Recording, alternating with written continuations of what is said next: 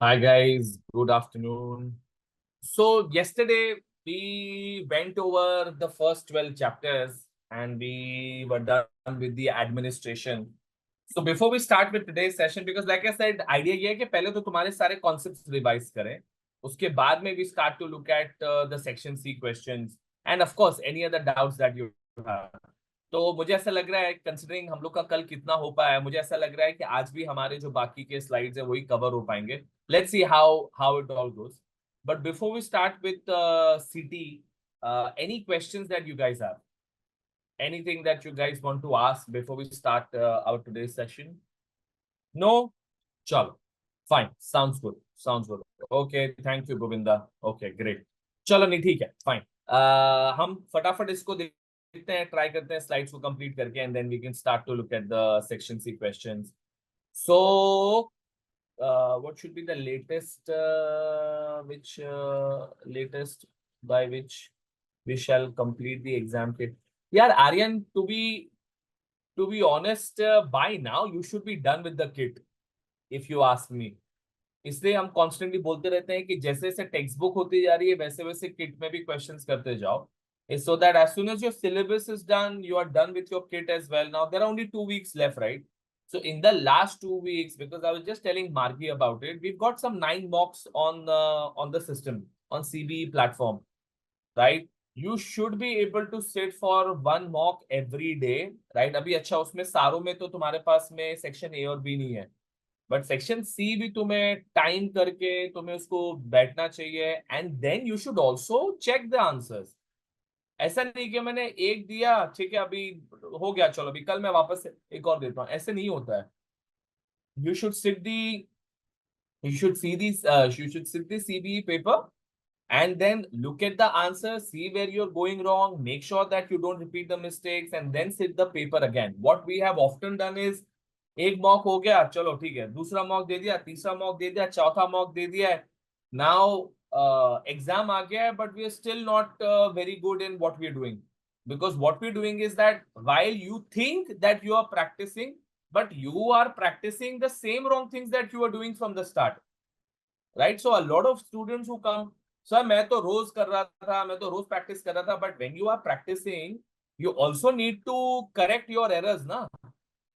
सो अब जैसे कल की बात है, अब one of audit students reached out. अरे सर मैं बहुत डिसअपॉइंटेड हूँ, मैं इतने टाइम से एमसीक्यूज कर रही हूँ, अभी भी 5 में से 2 ही राइट आ रहा है. मैंने बोला कि तो जो पहले जो गलत आए थे तुमने उनका आंसर्स चेक किया था कि why are you going wrong, did you clarify your concepts, did you come to me कि भाई ये वाला इसका राइट क्यों है, ये वाला रॉन्ग क्यों है, because that is the only way you can improve ना. सो द पॉइंट बीइंग ये सब तुम लोगों के लिए भी है. लेट्स से तुम लोग सेक्शन ए और बी कर रहे हो now. Ideally ideally your section and B, section A and B, target यही करना है कि 70 से 80% वहीं से आ जाए तो तुम्हारा पेपर तो वहीं क्रैक हो गया. और वो कैसे आ सकता है, बहुत सिंपली है, क्योंकि तुम्हारे पास में कुछ तो नॉलेज बेस होते हैं, सिंपल क्वेश्चंस होते हैं, एंड देन बाकी का जो अगर कंप्यूटेशन है, अगर तुमने प्रैक्टिस इनफ करी भी है किट की, सीबीई की एंड स्टडी हब की, you will be able to crack your section A and B comfortably. But let's say जैसे कल वाला ही रेसिडेंस वाला हम लोग लास्ट में कर रहे थे. Now you saw that you went wrong. Check करो ना कि कहाँ रॉन्ग हुए हो. Is it because you were in hurry to do the answer and that's why you went wrong, और you did not understand the concept कि हम उसको टेबल को कैसे पढ़ते हैं. कल सबको याद है ना, हमने वो टेबल वापस से रिवाइज किया था कैसे पढ़ते हैं, right? So some of you would have realise कि अरे हाँ यार, टेबल को एक्चुअली मुझे ऐसे देखना चाहिए, मैं गलत तरीके से टेबल को देख रहा था. So next time when you do the question and if you are still not getting it right, that means अभी भी कॉन्सेप्ट में कुछ गड़बड़ है, राइट? अब तुम्हारे कॉन्सेप्ट में अगर घड़ी घड़ी गड़बड़ आ रही है तो व्हाट डू यू डू? तुमने फर्स्ट टाइम टेबल का रॉन्ग आंसर किया, सेकेंड टाइम तुमने ट्राई किया, तब भी जाके तुमने रॉन्ग किया. You revise that concept. Thank you so much Aryan. और अगर रिविजन करके भी नहीं समझ में आ रहा है तो एग्जैक्टली थैंक यू, एकदम feel free to come and ask me, right? Our job is to make sure that you guys have your concepts clear ना. प्रैक्टिस तो चलो हमारे हाथ में नहीं है कितनी तुम करोगे, बट तुम्हारे कॉन्सेप्ट्स क्लियर तो हमारे हाथ में ना, we can get it done. So please reach out to me, अगर तुमको दिवी से कंफर्टेबल हो, दिवी से भी तुम पूछ सकते हो, but reach out to me so that if there are any significant gaps I can maybe do another session only with you guys for those things. Is everyone following the way we are going to approach the next 2 weeks? Okay, good, lovely. Thank you, lovely, super, right? So we will make sure कि हम लोग रोज target करेंगे कि एक CBA का paper हो, चाहे फिर वो 50 मार्क्स का, 40 मार्क्स का पड़ा होगा या 100 मार्क्स का होगा, बिकॉज 100 मार्क्स के भी तुम्हारे पास में स्पेसिमेन पेपर भी है, प्रैक्टिस टेस्ट भी है, राइट? तो 3-4 पेपर तुम्हारे पास में फुल भी पड़े हुए हैं, and then you also have the mocks पड़े हुए हैं तुम्हारे पास में. So do them every day, one paper at a time, and then section A और बी पे अच्छा खासा फोकस करते जाओ, राइट? सेक्शन ए तुमने थोड़ा सा किया, सेक्शन बी तुमने थोड़ा सा किया, सेक्शन सी का एक टाइप ऑफ क्वेश्चन तुमने उठा लिया, तो एक इनकम टैक्स का उठा लिया, एक कॉर्पोरेट टैक्स का उठा लिया, एंड देन तुमने तुम्हारा ये पेपर कर लिया या स्टडी अप कर लिया. मतलब थोड़ा सा उसको स्प्रेड करो. Don't just keep doing the same thing through. मैं पूरा दिन सेक्शन ए कर रहा हूँ, अभी कल क्या ही है, आज का ही है, मैं पूरा दिन बैठ के सब्सटैंटिव प्रोसीजर्स ही कर रहा हूँ. अरे पूरा दिन सब्सटैंटिव प्रोसीजर्स करोगे तो you start to get confused. थोड़ा सा सब्सटैंटिव करना है, थोड़ा सा. Anyone who is not done audit obviously you will not follow, but people who done audit you will know कि हमको मिक्स करना चाहिए सब. एक ही दिन पे एक ही कॉन्सेप्ट करोगे तो थोड़ा सा वो ओवर होता है ना, कि हजम नहीं होता है. ठीक है, चलो, anyways we'll keep talking about these things. Now moving on to corporate tax. Like I said yesterday कि अगर हमने हमारा कौन सा वाला पार्ट अच्छे से किया तो ये वाला इजी हो जाता है, इंडिविजुअल्स वाला. थैंक यू सो मच मार्गी, थैंक यू सो मच मुस्कान. अगर हमने हमारा इंडिविजुअल्स का सेल्फ एम्प्लॉयमेंट इनकम वाला अगर हमने अच्छे से किया हुआ है तो ये वाला फेली कंफर्टेबली हो जाता है, राइट? इसमें बिग डिफरेंस ये है कि यहाँ अकाउंटिंग पीरियड है, वहां तो तुम्हारे पास में टैक्स ईयर वाला एक इशू आता है, बट बेसिस ऑफ असेसमेंट उन्होंने क्योंकि तुम्हारे सिलेबस से निकाल दिया है, so it is no longer a big difference now. Residence of the company में ये याद रखना कि any company that has been registered in the UK और has significant business in the UK along with the key staff in the UK, तो वो UK resident हो जाती है टैक्स पर्पसेस के लिए. ठीक है, उसके बाद में टीटीपी, टैक्सेबल टोटल प्रॉफिट्स में ट्रेडिंग प्रॉफिट निकालना होता है, इंटरेस्ट इनकम, प्रॉपर्टी इनकम, ये सब अलग दिखाओगे, चार्जेबल गेन्स अलग से दिखाओगे. जो तुम्हारे चैरिटेबल डोनेशन है, ये कल किसी ने मेंशन, आई थिंक आर्यन तुमने ही बोला था, क्यूसीडीज. ये तुम्हारे क्यूसीडीज यहाँ आते हैं जहां तुम इसको अलग से करते हो. तो इसमें ना एक चीज याद रखना कि, and this was similar to your individuals as well, यहाँ तुम्हारे पास में याद रखना है कि जब तुम छोटी मोटी चैरिटीज करते हो ना, तो वो तुम तुम्हारे ट्रेडिंग के अगेंस्ट दिखा सकते हो, बट बड़ी चैरिटीज स्पेशली जब कॉर्पोरेट टैक्स कर रहे हो तो वो क्यूसीडी के अंदर आता है, तो तुमको वहां एड बैक करना होगा और वापस यहाँ से नीचे माइनस करना होगा. तो प्लीज वो याद रखना. And then long period of accounts में हम उसको कैसे एडजस्ट करते हैं कि भाई जैसे कि हमारा गेन जो पीरियड में हुआ है वो पीरियड में हम लोग उसको टैक्स करेंगे, similarly for the charities, and बाकी सब चीज को हम इवनली स्प्रेड कर देते हैं. So, corporate tax incorporated in the UK resident, UK corporate tax on worldwide gains. Incorporate overseas है तो तुम्हारा जो क्या लिखा है, place of CM plus C, place of CM plus C, central management. हाँ, हो सकता है सेंट्रल मैनेजमेंट. हाँ, central management and control. Yes yes yes, good. अगर ये नया डाला है क्या, उसने टेक्स्ट बुक में लिखा हुआ है क्या सेंट्रल मैनेजमेंट एंड सी, ऐसा कुछ है? I don't remember seeing this. Okay, good, right. So central management है, कंट्रोल है, तो ऑफ कोर्स यूके में है, नहीं तो ओवरसीज है तो नॉन यूके है. अकाउंटिंग पीरियड ना, accounting period starts to trade, तो जैसे ही तुमने ट्रेडिंग शुरू किया तुम्हारा अकाउंटिंग पीरियड शुरू हो गया. टिपिकली तुम्हारा जो अकाउंटिंग पीरियड होगा वो 12 महीने का होगा, right? It will not B longer than that. रही बात तुम्हारी टैक्सेबल टोटल प्रॉफिट्स की, तो trading profits, this is your anyways, this is your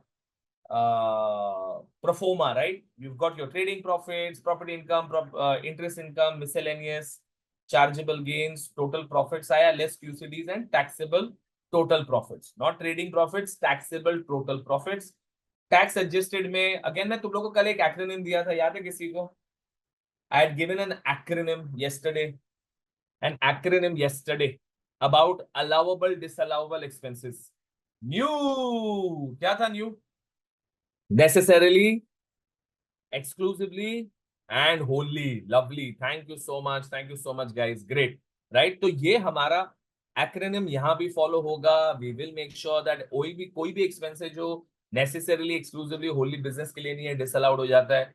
so यहाँ तुम्हारे पास में प्राइवेट यूज एडजस्टमेंट्स नहीं कर सकते, dividends not allowable for deductions, include trading interest only for payable, capital allowances में नो प्राइवेट यूज एडजस्टमेंट्स, 12 महीने मैक्सिमम.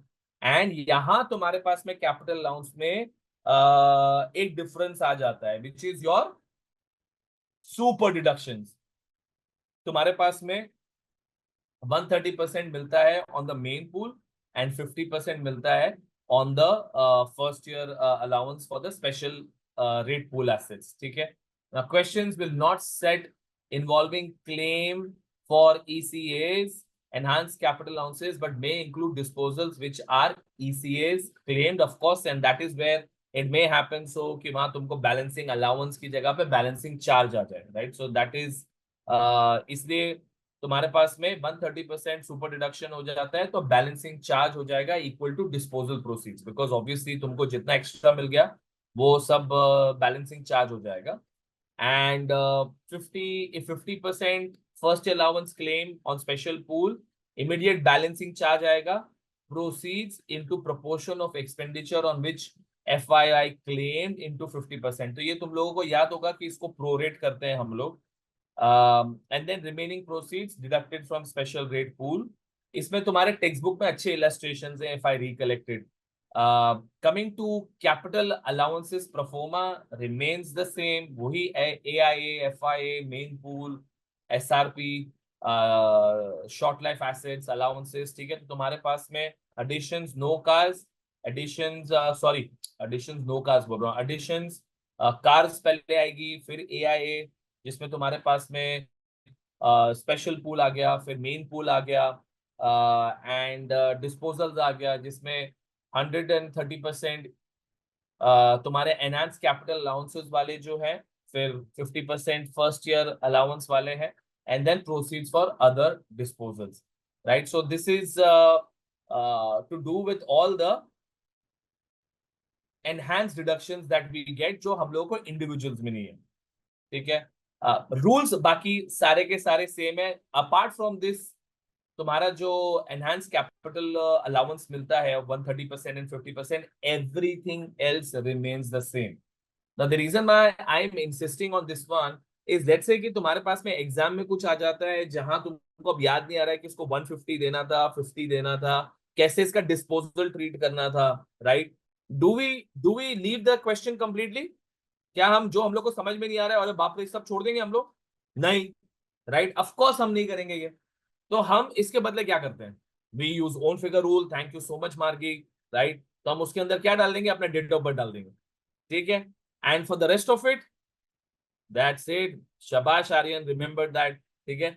और बाकी की जगह पे क्या करते हैं हम लोग स्केलेटन बनाते हैं और वो स्केलेटन बना के we will fill all the numbers that we know, right. ये प्लीज गड़बड़ नहीं करना एग्जाम में. As soon as you look at something and you look one adjustment and you think अरे यार ये तो मुझे आती ही नहीं है. एक एडजस्टमेंट नहीं आती है ना, that is 2 marks 3 marks maximum, उसके बियॉन्ड नहीं होगी, राइट. बाकी का प्लीज हम कंप्लीट करके आगे निकल लेंगे. ठीक है.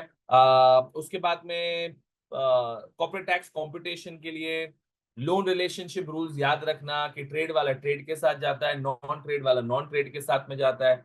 प्रॉपर्टी इनकम अक्रूवल बेसिस पे, डिविडेंड इनकम हम लेते नहीं है यूके कंपनीज का. चार्जेबल गेन्स एंड क्यूसीडीज हम माइनस करते हैं. चार्जेबल गेन्स आगे के चैप्टर्स में हम देखेंगे. Corporate tax liability you will take determined by comparing the augmented statutory limits. Augmented profits are calculated as तुम्हारा total profits plus dividends will give you your augmented profits, right. और उसके हिसाब से अगर कंपनीज, अच्छा ये वाला नया था, राइट, जो मैंने ब्रीफली कवर किया था. So anyone who is not sure about these concepts, associated company और वो जो तुम्हारे पास में नया ये मार्जिनल रेट रिलीफ का आया हुआ है। मैंने एक छोटा सा लेक्चर रिकॉर्ड किया था लास्ट एग्जाम में for the people who sat it for the first time. So but I am sure Divya ने भी ये कवर किया होगा। But anyone who still not sure, बता देना एडमिन को, they can help you with that lecture, right. But associated companies and ये marginal relief, ये सब नए कॉन्सेप्ट्स आए हुए हैं। तो जैसे कि companies are associated if one company controls more than 50%, both are controlled by the same person when calculating number of associates. ये ओवरसीज कंपनीज तुम ऐड करोगे जॉइनर्स और लीवर्स को। फॉर एग्जांपल अगर मैं नेक्स्ट ईयर में ज्वाइन कर रहा हूँ, मतलब फॉर एग्जांपल मैंने ये साल मैंने ज्वाइन किया है तो मैं ये साल में नहीं आऊंगा, नेक्स्ट ईयर से मेरा ऐड होगा। सिमिलरली लीवर्स है तो ये साल में अगर वो छोड़ के गई है मैं तब भी ये साल इंक्लूड करूंगा एंड नेक्स्ट ईयर मैं इंक्लूड नहीं करूंगा। ठीक है, इससे होता क्या है, डिवाइड, ये जो एसोसिएट्स है तुम यूज करते हो to divide the upper and lower limits, and dividends from associates are excluded from the augmented profits. Dividends जो बाहर से आए हुए से वही लोगे, तुम्हारे इंटरनल तुम नहीं लेते हो। और ये तुम्हारा नया जो स्ट्रक्चर आया हुआ है, this is your new structure, जिसमें हमारे पास में रेट्स ऑफ टैक्स 2023 से small profits are 19%, main rate is 25%, lower limit 50,000, 50,000 के नीचे तो 19% है, 250,000 के ऊपर है तो 25% है, एंड देन इन बिटवीन है तो हम लोग वो फॉर्मूला यूज करते हैं, वो फ्रैक्शन वाला। ठीक है, तो main rate less the marginal relief, तो हम लोग वो रिलीफ देके तो 25% लगाएंगे और उसमें से वो मार्जिनल रिलीफ माइनस करेंगे ना। Again let's say you do not remember the whole thing कि उसको मार्जिनल रिलीफ कैसे देते हैं। एटलीस्ट तुम्हारे पास में अगर 25% तुम्हें पता है कि मुझे मेन रेट तो लगाना ही लगाना है, उसमें से मार्जिनल रिलीफ, तो मार्जिनल रिलीफ नहीं आता है कैलकुलेट करने को, ओन फिगर रूल लगा के कुछ भी अमाउंट डाल देना और फिर तुम्हारे 25% मेन रेट का तो लगा देना उसमें, right? So these are some of the areas where students get really bogged down. You don't have to get bogged down, right? Do whatever, to whatever extent you understand, do it till there. Of course, just like in previous instances as well, अगर छोटा period है तो you will prorate it. ये रहा तुम्हारा marginal relief. So marginal relief is available if augmented profits fall between upper and lower. तुम्हारा upper limit minus augmented profits into standard fraction into TTP into augmented profits. Right, augmented profits भी हमें आता है निकालने को, upper limit हम divide by number of associates कर देते हैं एंड दैट्स इट। तो आई होप ये वाला तुमने ऑलरेडी अच्छे से किया हुआ है जितने भी तुम्हारे पास में टेक्स्ट बुक में क्वेश्चंस थे। ये ऑगमेंटेड वाला स्ट्रेट फॉरवर्ड है because at the end it's a formula. किसी को यहाँ कोई भयंकर चैलेंज नहीं है ऑगमेंटेड प्रॉफिट्स में। Okay, thank you, good good, lovely, चलो ग्रेट, मोस्ट ऑफ यू, या okay, all of you are okay, ठीक है, गुड, थैंक यू। हाँ मतलब कहीं होगा तो प्लीज प्लीज मुझे बता देना। Okay, now moving on to accounting period straddle अगर करता है तो अब यहाँ तुम्हारे पास में ऑफकोर्स होगा कि अगर तुम्हारा अकाउंटिंग पीरियड फर्स्ट जैन से लेके 31 दिसंबर तक है तो ऑब्वियसली तुम्हारा एक जो रेट ऑफ टैक्स होगा वो पिछले ईयर का है विच इज 19%। लेकिन इस साल में जो पड़ रहा है सो फर्स्ट जैन से लेके तुम्हारा मार्च तक में 19% होगा। बट उसके बाद का जो पीरियड है विच इज अप्रैल टू दिसंबर, उसमें तुम्हारा ये तामझाम करना पड़ेगा 19%, 25% and all that. So that is what straddling here would mean, must be calculated separately for each FY applying different rates of taxes. When it comes to long period, तुम्हारा जो account है उसको स्प्लिट करना है दो में, एक 12 महीने और बाकी का जितना भी एक्स्ट्रा होगा। Trading profits before capital allowances, one adjusted profits computation for whole period of account, then time apportion करो उसको।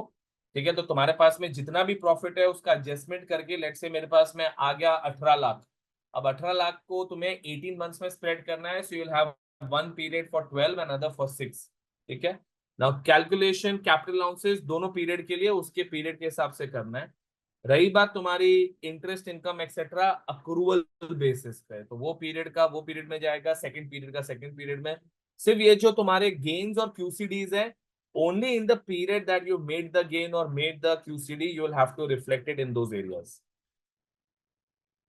तो ये हो गया तुम्हारा corporate tax, right, fairly straight forward है, फेयरली इजी है। अगेन इसमें प्लीज वो जो हम एड, लेस और जीरोस डालते हैं उसका बहुत बहुत ज्यादा सिग्निफिकेंट मार्क्स है, तो प्लीज उसको भूलना नहीं, राइट।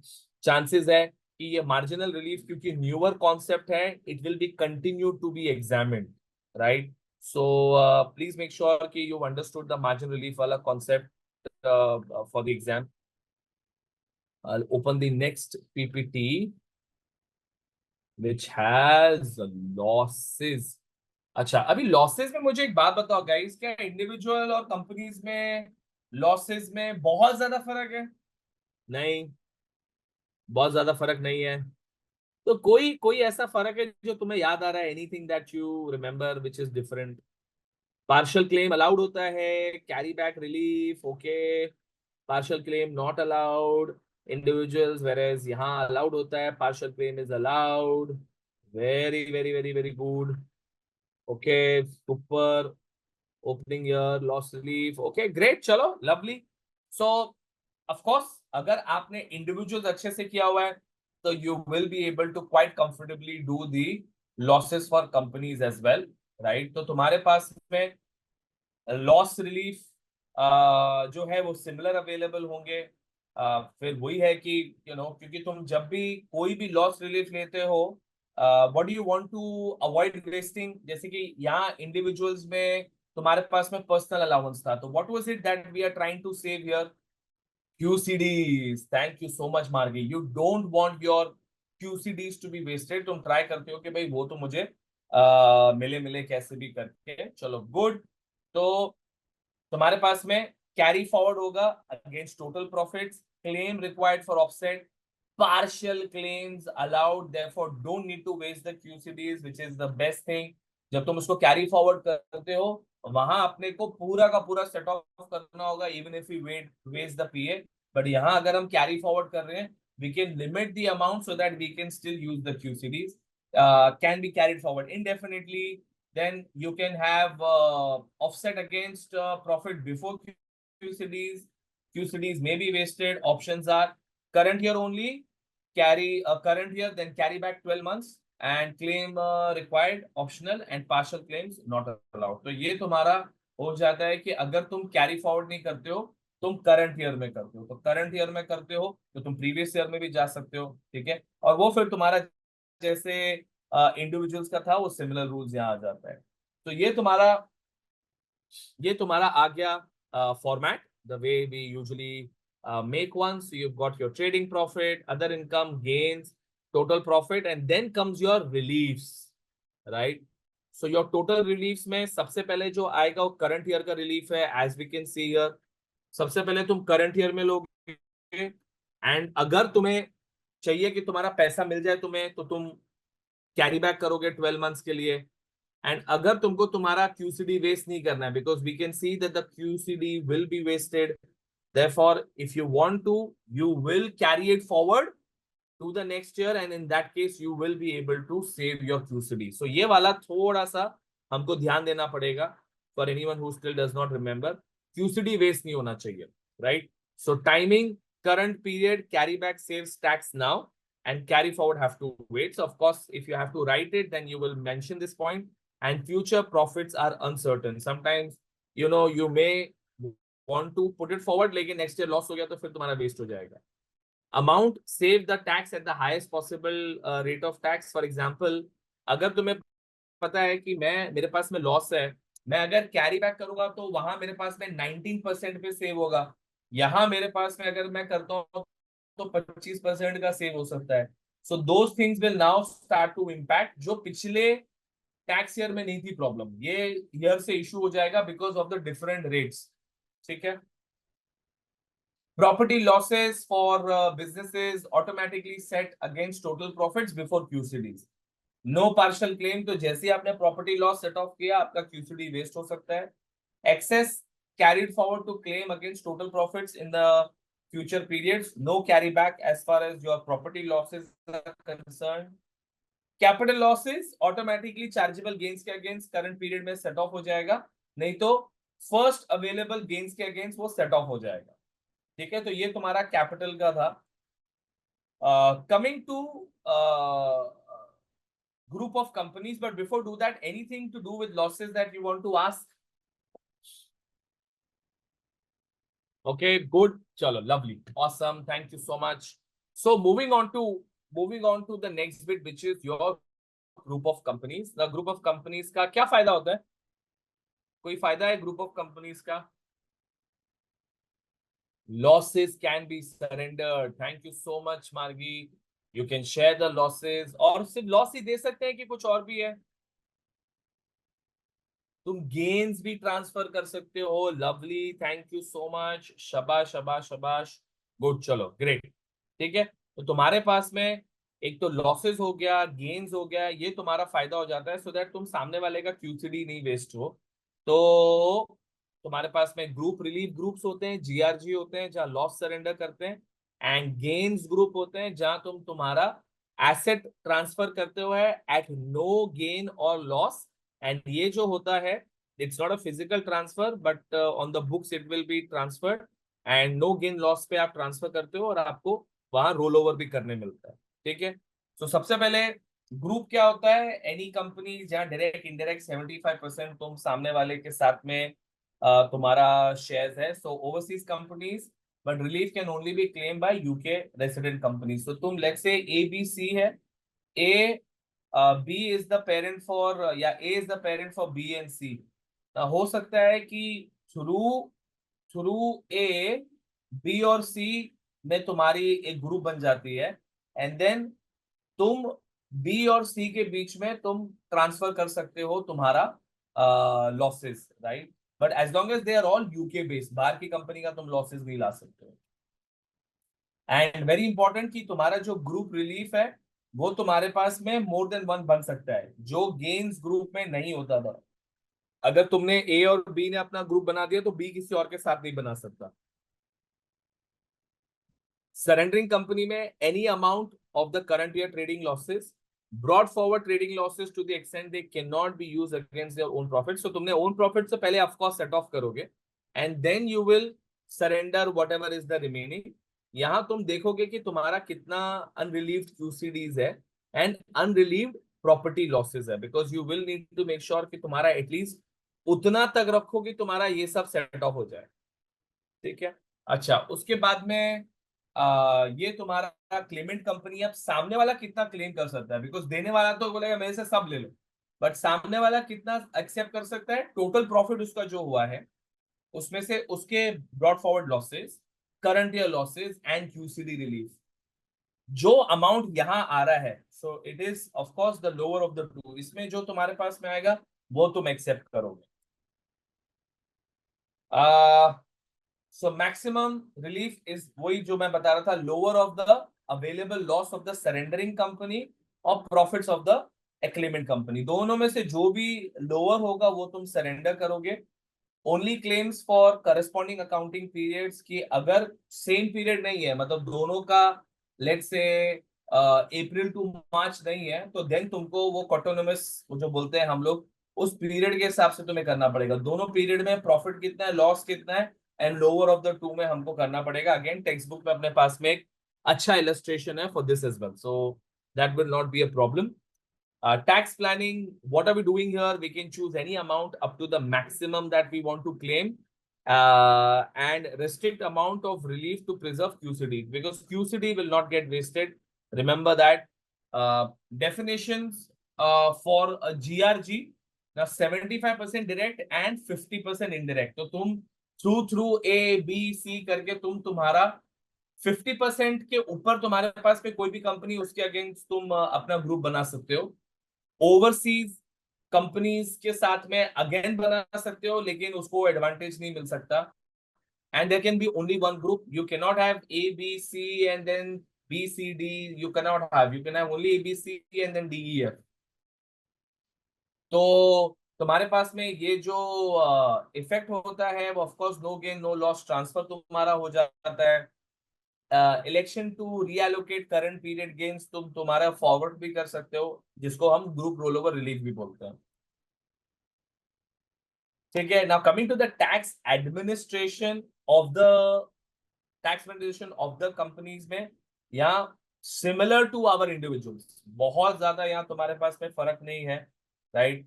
यू हैव ऑनलाइन करोगे, वही सारे claims, late filing penalties, record keeping periods. अच्छा, यहाँ तुम्हारे पास में जो प्रॉफिट कैलकुलेशन है, टैक्स कैलकुलेशन है, राइट। यहाँ सबसे पहले तुम्हें देखना है कि whether the company is large और स्मॉल, क्योंकि उसके बेसिस पे क्या फर्क पड़ जाता है, लार्ज और स्मॉल के बेसिस पे। अगर लार्ज कंपनी है उससे क्या फर्क पड़ता है, exactly the large companies will do quarterly payments, उनको एवरी क्वार्टर पेमेंट करना पड़ता है, जो स्मॉल कंपनी को नहीं करना पड़ेगा। So that's why this is important to remember. तो तुम्हारे पास में taxable total profits, augmented profits आ गए। अब ऑगमेंटेड प्रॉफिट्स को तुमको तुम्हारे देखना है कि 1.5 मिलियन से ज्यादा है कि कम है। अगर 1.5 मिलियन से ज्यादा है तो क्वार्टरली इंस्टॉलमेंट्स देने पड़ेंगे, और उससे कम है तो तुम्हारा 9 months and 1 day after the end of the accounting period, ठीक है। ऑफकोर्स अगर तुम्हारे पास में एसोसिएटेड कंपनीज है, देन योर ऑगमेंटेड प्रॉफिट्स का जो थ्रेशोल्ड है वो 1.5 million divide by number of companies हो जाएगा, ठीक है। So you got your instalments जो आती है, स्टार्ट अकाउंटिंग पीरियड जो भी होगा 14th day of the month 7, ठीक है। Similarly 14th day of month 10, month 13 and month 16, that is how your payments are done. अगर तुम्हारे पास में अकाउंटिंग पीरियड छोटा है तो तुम स्टार्ट तो मंथ 7 से ही करोगे, ठीक है। एंड उसके बाद में तुम्हारा जो एंड ऑफ अकाउंटिंग पीरियड है, राइट, उसको तुम्हें ध्यान लेके चलना है कि 1 सेकेंड, उसको तुम्हें ध्यान लेके चलना है कि वो जो तुम्हारा एंड हो रहा है, right.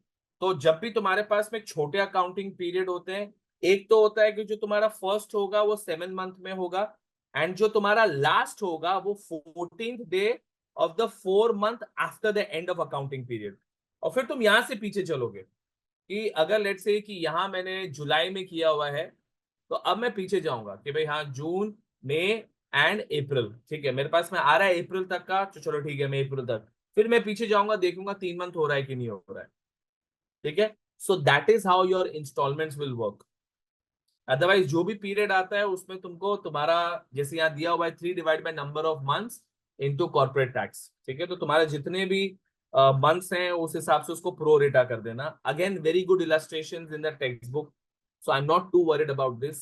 Interest the same way charged in individual 6.5% है अगर लेट है, एंड अगर रीपेमेंट HMR से आएगी तो 3% है। Interest paid is deductible and interest received is taxable. Again, this is different to your individual, ठीक है। इंडिविजुअल्स में ये डिडक्टेबल और टैक्सेबल नहीं था, बट कॉर्पोरेट में ये एक और की डिफरेंस हो जाता है। फिर पेनल्टीज तो सेम ही है तुम्हारे पास में, 30% एंड 100, 30, 50% अगर डेलिबरेट है। एंड तो ये सारा प्लीज तुम लोग टेबल्स एक बार देख लेना पेनल्टीज का क्या है, ठीक है। अगेन सेम जो पावर्स है वो भी सेम है, कंप्लायंस और डिस्कवरी के लिए। डिस्कवरी में वो जो 20 साल तक जा सकते हैं, कंप्लायंस में 12 महीने तक जा सकते हैं। Coming to now CGT, computation of gains and tax payable. So हमारे पास में जो मोटे मोटे हैं, एक तो तुम्हारे पास में शेयर्स का था, एक तुम्हारे पास में एसेट्स का है, राइट। और कुछ है इसमें, was there anything else? Shares and securities हो गया, एसेट्स हो गया, चलो। और कुछ है that I am missing? No ना, चलो ग्रेट, ठीक है। सो you've got chargeable persons, of course, just like always, जैसे इंडिविजुअल्स में होता है, तो individual, company, all assets unless they are exempt. और ये एग्जेम्प्ट वाली कैटेगरी प्लीज याद रखना, एमसीक्यूज में कई बार इस पे क्वेश्चन आ चुके हैं, राइट, कि एग्जेम्प्ट कैटेगरी दिया होगा और तुम उसको कैलकुलेट करने लगोगे। सो कार्स है, नॉन वेस्टिंग चैटल्स जो तुम्हारे 6,000 के नीचे के हैं, वेस्टिंग चैटल्स जैसे कि घोड़ा, जानवर, वोडेवर, qualifying corporate bonds, individuals' main residence, and assets held in individual savers accounts, ठीक है। Chargeable disposals कब कब आता है? When you are selling an asset, when you are gifting an asset, when you are exchanging an asset, when there is any loss or destruction of asset and you get a compensation of that. Exempt disposals में sale is a trading disposal, transfers on death and transfers to charity. ये 3 exempt disposal है। Again please याद रखना, it's a trading disposal. तो इसकी वजह से तुमने तुम्हारा जो एसेट था, तुम्हारा रेगुलर जो मशीन है, तुम वो मशीन 50 साल से यूज कर रहे हो, तुमने अभी उसको स्क्रैप वैल्यू पे बेचा है, तो ये वो वाला एसेट है, राइट। सो ट्रेडिंग डिस्पोजल हो गया, ट्रांसफर्स ऑन डेथ हो गया, एंड ट्रांसफर्स टू चैरिटी हो गया, जो हम लोग उसमें देखते हैं तुम्हारे इनहेरिटेंस टैक्स में। Okay, so now coming to disposal proceeds, हमारा जो प्रोफोमा है, like always follow the skeleton. You got disposal proceeds less selling cost, net proceed आ गया, लेस अलाउबल एक्सपेंडिचर में cost of acquisition, incidental cost any that you paid at the time of buying, registration, commission, whatever, and then any capital expenditure incurred further, that will get you your chargeable gain or a loss। जो तुम्हारा CGT आएगा, वो तुम्हारा जो भी net gains आया है after the release. ये रिलीज कौन से, जो लॉसेज है, कोई कैरी फॉरवर्ड लॉसेज हैं, तो तुम इसको सेट ऑफ करके करंट ईयर का गेन निकालते हो। सबसे पहले इसके अंदर तुम्हारा सॉरी मैंने गलत बोल दिया मैंने गलत बोल दिया, सॉरी। नेट गेन्स जो है, सॉरी, वो करंट ईयर का ही है। करंट ईयर का तुम करोगे, उसके बाद में एनुअल एग्जेम्प्ट निकालते हो, बिकॉज कैपिटल लॉसेस तुम अगर लेके आओगे तो तुम्हारा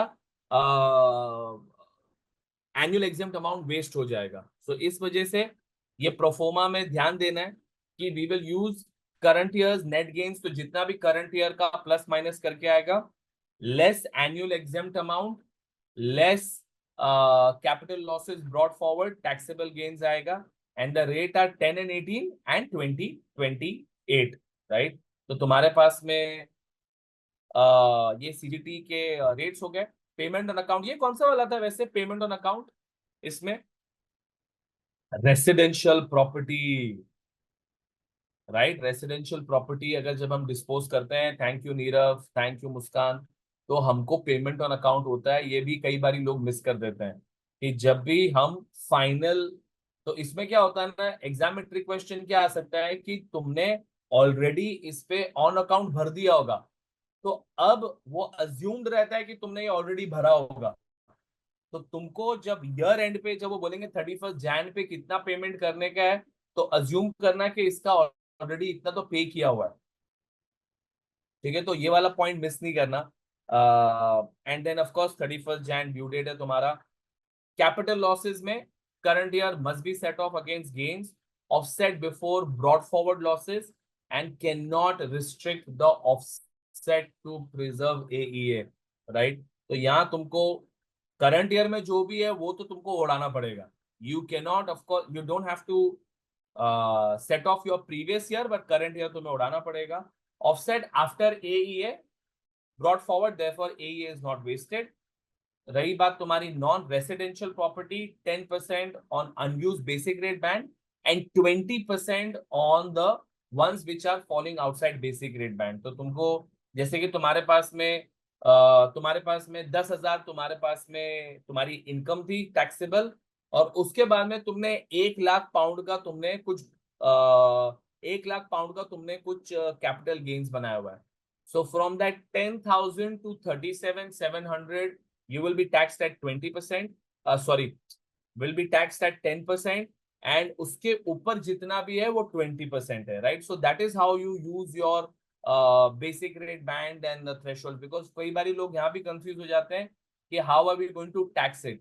You first take out your taxable income from there, and then whatever is remaining of the basic rate band, right? तो अगर हमारे पास में taxable income अगर 10,000 की है, एंड मेरे पास में चार्जेबल गेन लेट्स से 50,000 का है,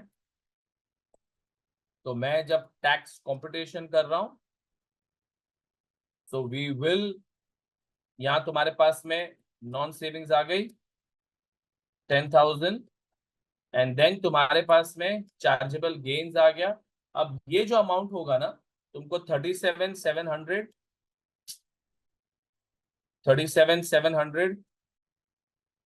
माइनस ये लेना है 27,700, ठीक है। और ये आ गया तुम्हारा 10% पे।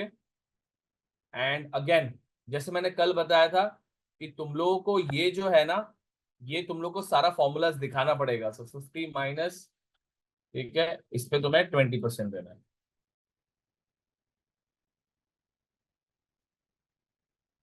ठीक है, सो ये तुम्हारा टैक्स कॉम्पुटेशन हो गया। Payment by 31 Jan, and residential जो प्रॉपर्टी है it has to be paid within the 60 days। So if they tell you otherwise, तुम अज्यूम करना कि ये जब भी पे किया है, जब भी बेचा है, उसके 60 days में ये पे हो गया होगा। Planning of course very simple था ये, कि तुम क्या करते हो, you try to make sure कि तुम्हारा जो लॉसेस है वो हमेशा रेसिडेंशियल प्रॉपर्टी के अगेंस्ट पहले सेट ऑफ करते हो, because of the high rates, right. And delay कर सकते हो डिस्पोजल, सो दैट तुमको नेक्स्ट ईयर का एईए मिले। Delay dispose to get any unused basic rate band as well. So जो तुम्हारा टैक्स प्लानिंग का जो क्वेश्चन आता है वो यही सब में आता है, राइट, कि हाउ कैन यू और how could you reduce your taxes. तो तुम स्ट्रेट अवे बोल सकते हो कि भाई अगर मेरे पास में a lot of times what people do is, let's say मुझे बोला हुआ है कि अगर मैंने मेरे पास में 50,000 का गेन है, राइट, तो अगर मैं ये साल में नहीं करके नेक्स्ट ईयर में अगर मैं इसको डिस्पोज करूंगा तो मुझे बेनिफिट क्या आएगा। तो you are not going to do the two calculations completely. तुम्हें पता है कि भाई ये साल में, लेट्स से ये ईयर में मेरे पास में ईयर वन में आई हैव टैक्स इनकम, ठीक है, मेरे पास में 35,000 है, ठीक है, एंड सीजी मेरे पास में, राइट, 20,000 है, राइट।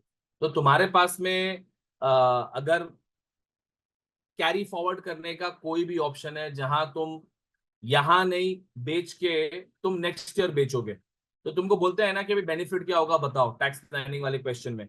तो तुमको बहुत ज्यादा कैलकुलेशंस नहीं करना है, तुमको सिर्फ ये देखना है कि अगर नेक्स्ट ईयर मेरे को टैक्सेबल इनकम में उन्होंने बोला हुआ है कि 20,000 है, ठीक है, मेरे पास में 20,000 उन्होंने बोला हुआ है टैक्सेबल इनकम है।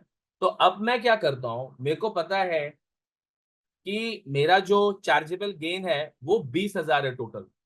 तो मेरे पास में टैक्सेबल इनकम या 20,000 है, तो स्ट्रेट अवे मैं देखूंगा कि मेरा जो बेसिक रेट बैंड है, राइट, तो अनयूज बेसिक रेट बैंड लिखूंगा मैं। और उसके बाद में मैं सीधा जाऊंगा 37,700, ठीक है, माइनस 20,000, ये 17,700। इस पे मैं इस पे मैं 10% का जो टैक्स है वो मैं भरूंगा, ठीक है।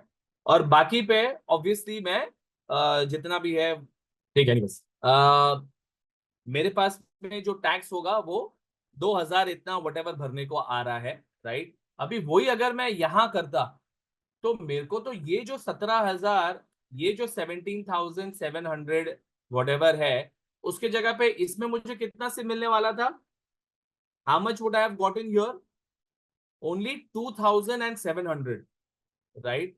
तो मुझे पता है कि ये वाले साल में मेरे पास में 15,000 जो है, आई वुड हैव सेव्ड 15,000 पे 10%।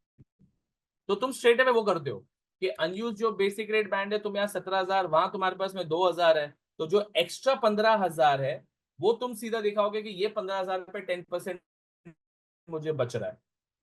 So you only and only play on the basic rate band that you are getting to use rather than doing the whole computation.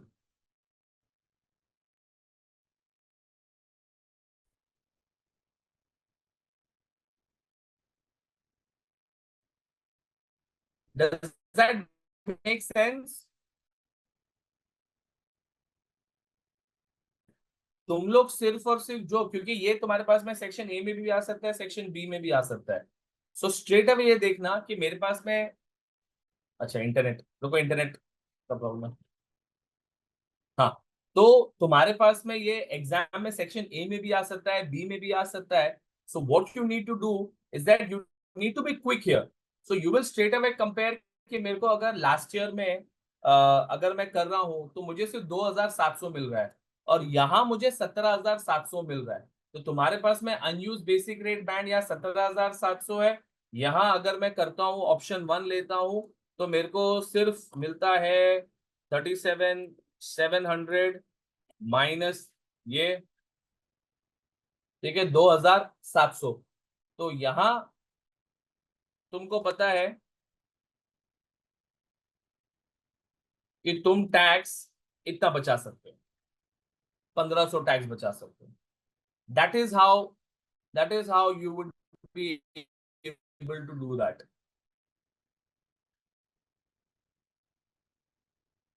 तो बेसिकली ये वाला जो है, इनफैक्ट ये सारा 20% पे जाने वाला है, तो तुम्हारा टैक्स एक्चुअली और ज्यादा बचना चाहिए। सॉरी, मेरे पास में सामने क्वेश्चन नहीं है, मैं ऐसे ही कुछ भी बनाई जा रहा हूँ। But I hope you get the gist of how you going to do this. You will purely play on calculating this on किस पे तुम भरते वर्सेस तुम किस पे भर रहे हो।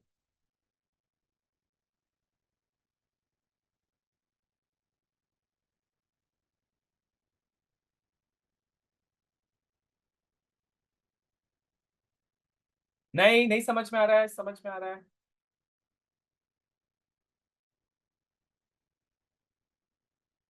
Okay, thank you Govinda. चलो great. Okay, thank you.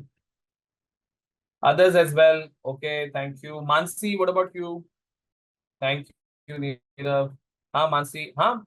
Because देखो क्वेश्चन आएगा ना, हम लोग जब सेक्शन सी के क्वेश्चंस करेंगे उसमें आएगा, मैं तुमको वापस से ये दिखाऊंगा, क्योंकि सामने मेरे पास में रहेगा ना क्वेश्चन, तो I will be able to do that comfortably for you. ठीक है, चलो। So that is your tax planning. तो हमेशा टैक्स प्लानिंग के क्वेश्चंस आते आते हैं, so be careful around those areas.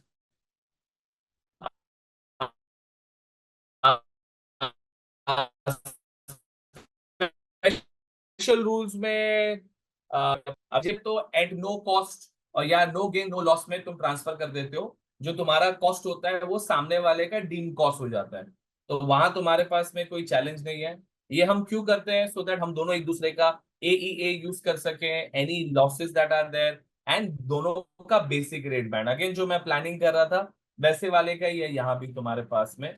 लेकिन लेट्स से पार्ट डिस्पोजल्स है, अगर तुमने लैंड बेचा है, तो the formula is a, which is the proceeds for part sold divided by a plus b market value of the part remaining। और इससे तुम जब रेशियो को मल्टीप्लाई करोगे तो तुम्हारा कॉस्ट आ जाएगा, उसके अगेंस्ट तुम तुम्हारी जो वैल्यू है करोगे तो तुम्हारा कैपिटल गेन्स आ जाता है। एनी इंसिडेंटल एक्सपेंडिचर्स, जैसे कि तुमने अगर कोई चीज बेची है, जैसे कि लैंड लैंड पार्ट ए बेचा है, तो उसका तो पूरा का पूरा माइनस हो जाएगा, लेकिन अगर तुमने पूरे लैंड पे किया था तो प्रोरेट करना पड़ेगा। Coming to chattels and wasting assets, अभी चैटल्स का वो 6,000 रूल आई होप सबको पता है कि एनीथिंग लेस देन 6,000 कॉस्ट और प्रोसीड दोनों 6,000 के नीचे है तो एग्जाम्प्ट हो जाएगा। बट तुम्हें 6,000 के ऊपर मिला है, राइट, और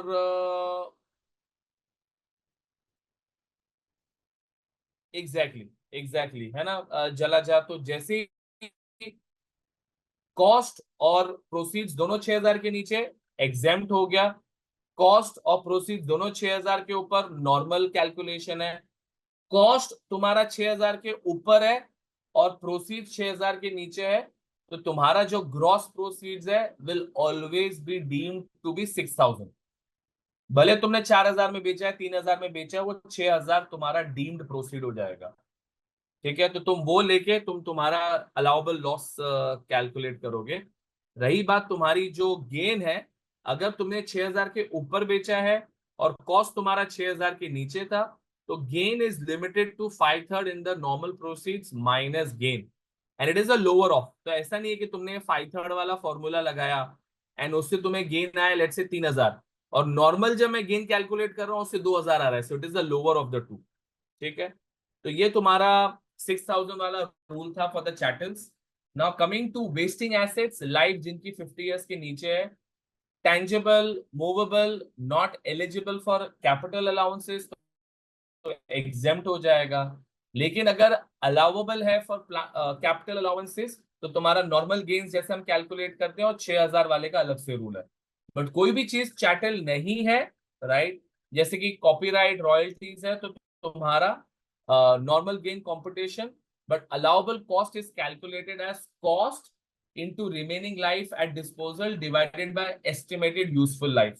ठीक है, ये फॉर्मूला नहीं दिया होगा तो तुमको ये याद रखना पड़ेगा कि तुम्हारा कॉस्ट कैसे निकलता है। जैसे कि तुम्हारे पास में कोई कॉपीराइट है और कॉपीराइट 10,000 का तुम्हारा कॉस्ट था, तुमने टोटल 5 साल 20 साल की तुम्हारे पास में कॉपीराइट है और तुमने उसमें से सिर्फ 3 साल ही यूज किया हुआ है, राइट। तो तुम्हारे पास में जो भी कॉस्ट है 10,000 इंटू 3 डिवाइड बाई 20 आएगा, और वो तुम वहां कॉस्ट लोगे अलाउबल का।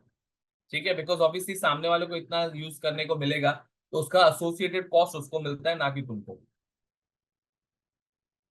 फायर एंड लॉस्ट, अगर ऐसा कुछ हुआ है कि अगर तुम्हारे पास में कोई इंश्योरेंस नहीं है तो पूरा का पूरा लॉस ले लेना। बट तुमको अगर इंश्योरेंस मिला है, इंश्योरेंस में तुम्हें अमाउंट ज्यादा मिला है, तो जितना भी ज्यादा मिला है वो गेन हो गया। अगर तुमने ज्यादा, और अगर तुमको मिला और तुमने री इन्वेस्ट कर दिया तो नो गेन नो लॉस।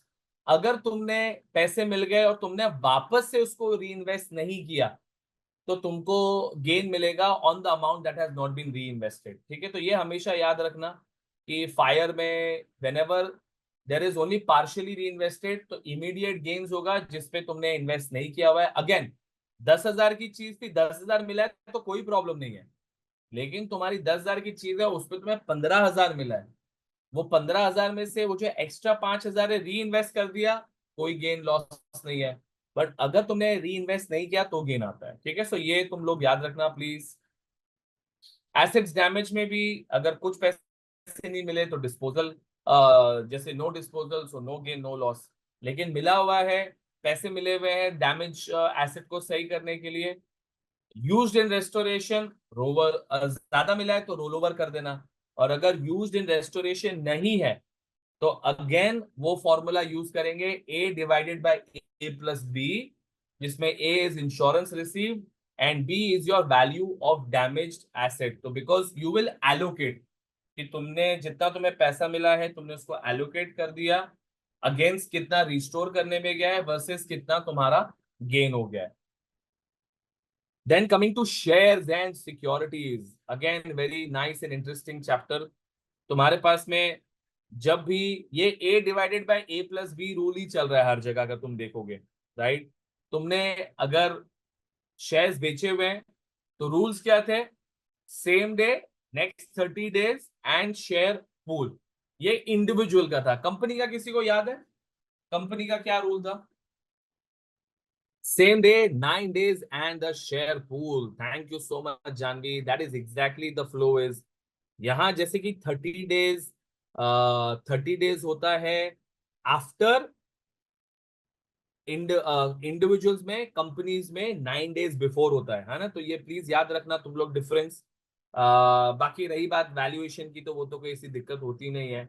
अभी बोनस जो शेयर्स होते हैं उसको तो तुम खैर कुछ करते नहीं हो, और राइट शेयर्स जो होते हैं वो जो डिस्काउंट पे दिया होता है उसमें तुम लेते हो।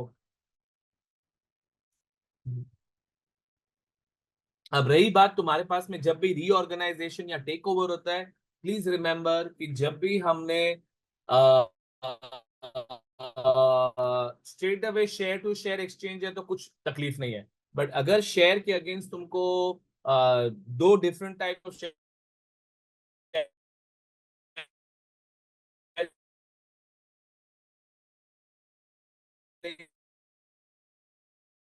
तुमको एलोकेट करना पड़ता है, राइट। और वो एलोकेशन अगर फॉर एग्जाम्पल मुझे लेट्स से और 25,000 का, और 25,000 का मार्केट वैल्यू का प्रेफरेंस शेयर्स मिला हुआ है।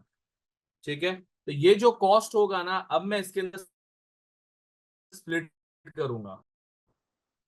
So my cost will be, वाला जो मेरा होगा इसका कॉस्ट होगा 50 डिवाइडेड बाई 75 एंड यहां उसका बैलेंस। ओ, क्या किया मैंने, गलत फॉर्मूला लगाया सर।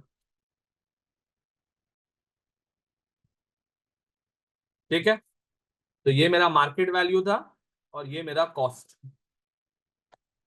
ठीक है, तो जब भी अब मैं बेचूंगा, लेट्स से ये 50,000 का मैंने बेच दिया, तो मुझे इतने का गेन हो जाएगा।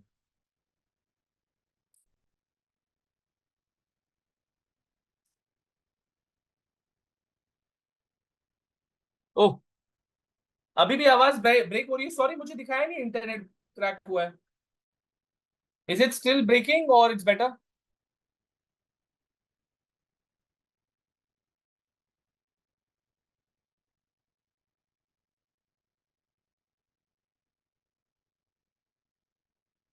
मेरी आवाज अभी भी ब्रेक हो रही है और is it better?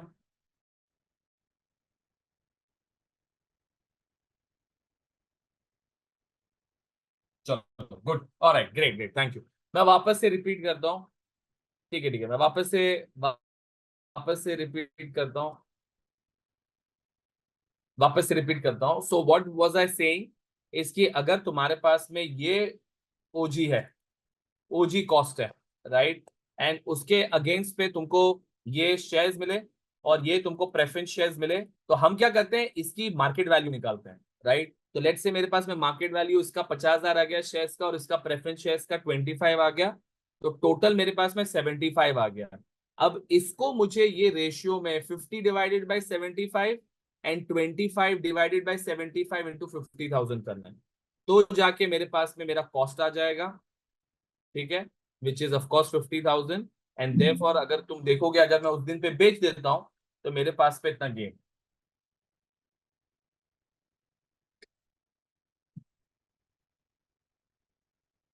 Everyone okay with this?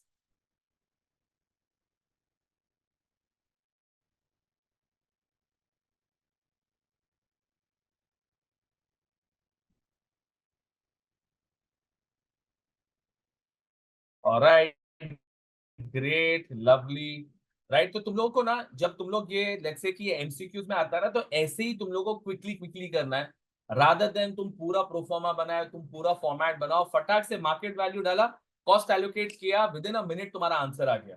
ठीक है, तो तुम लोगों को ये सारा ना स्पीड में करना आना चाहिए तुम लोगों को। ठीक है, एंड ये मैंने आई थिंक पहले भी बोला हुआ है, पता नहीं तुम्हारे सेशन में बोला है कि नहीं बोला है, that whenever you are doing section A and B, let's say you are not comfortable using let's say paper पे तुम्हें नहीं मजा आता है करने को, राइट, बहुत इजी होता है कि सेक्शन सी के एक्सेल में जाके कर लो, बहुत इजी होता है, राइट। फटाक से जाने का, it takes less than a second, section C में गए, उसके जहाँ स्प्रेडशीट है उसमें सॉल्व किया, फिर सेक्शन ए में आके तुमने राइट आंसर क्लिक कर दिया, है ना। तो वैसे तुम लोग कर सकते हो to save your time. Uh, then comes then comes, हाँ तो ये हो गया ना, paper for paper and mix of paper and cash. तो जैसे कैश आएगा, अभी जैसे कि प्रेफरेंस शेयर्स की जगह पे अगर ये कैश होता, if this was instead of preference shares this was cash, तो ये चार्जेबल उसी टाइम पे हो जाता। ठीक है, रही बात तुम्हारे रिलीफ्स फॉर इंडिविजुअल्स, इंडिविजुअल्स में आपके पास में बहुत सारे रिलीफ्स हैं। There is a private residence relief, rollover relief, gift holder relief, business asset disposal relief, investors relief, and residence relief में भी letting relief। तो when we talk about private residence relief, इसमें अगर तुम पूरे साल खुद रह रहे थे, पूरी ड्यूरेशन खुद रह रहे थे, so you will be exempt completely, no tax। But yes, if you had let it out, या तुम उसमें बीच में नहीं रह रहे थे, you did not stay in there for whatever periods, then in that case जो भी पीरियड में तुम थे डिवाइडेड बाय टोटल पीरियड, तुमको उतना ही रिलीफ मिलेगा। ठीक है, एंड उसमें भी तुम्हारे पास में रूल्स हैं, क्या रूल्स है किसी को याद है? अच्छा यहाँ दिया हुआ है, ठीक है, चलो यही अपन कर लेते हैं।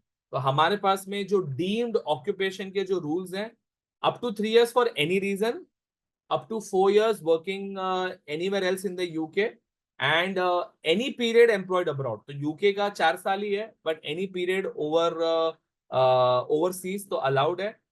There must be actual occupation before and after, especially in the case of employments, and condition relax if reoccupation prevented by terms of employment। That means तुमने एक जगह से जॉब छोड़ के दूसरी जगह जॉब पे गए हुए हो और तुमने ऑक्यूपेशन नहीं लिया है, तो it is fine, right.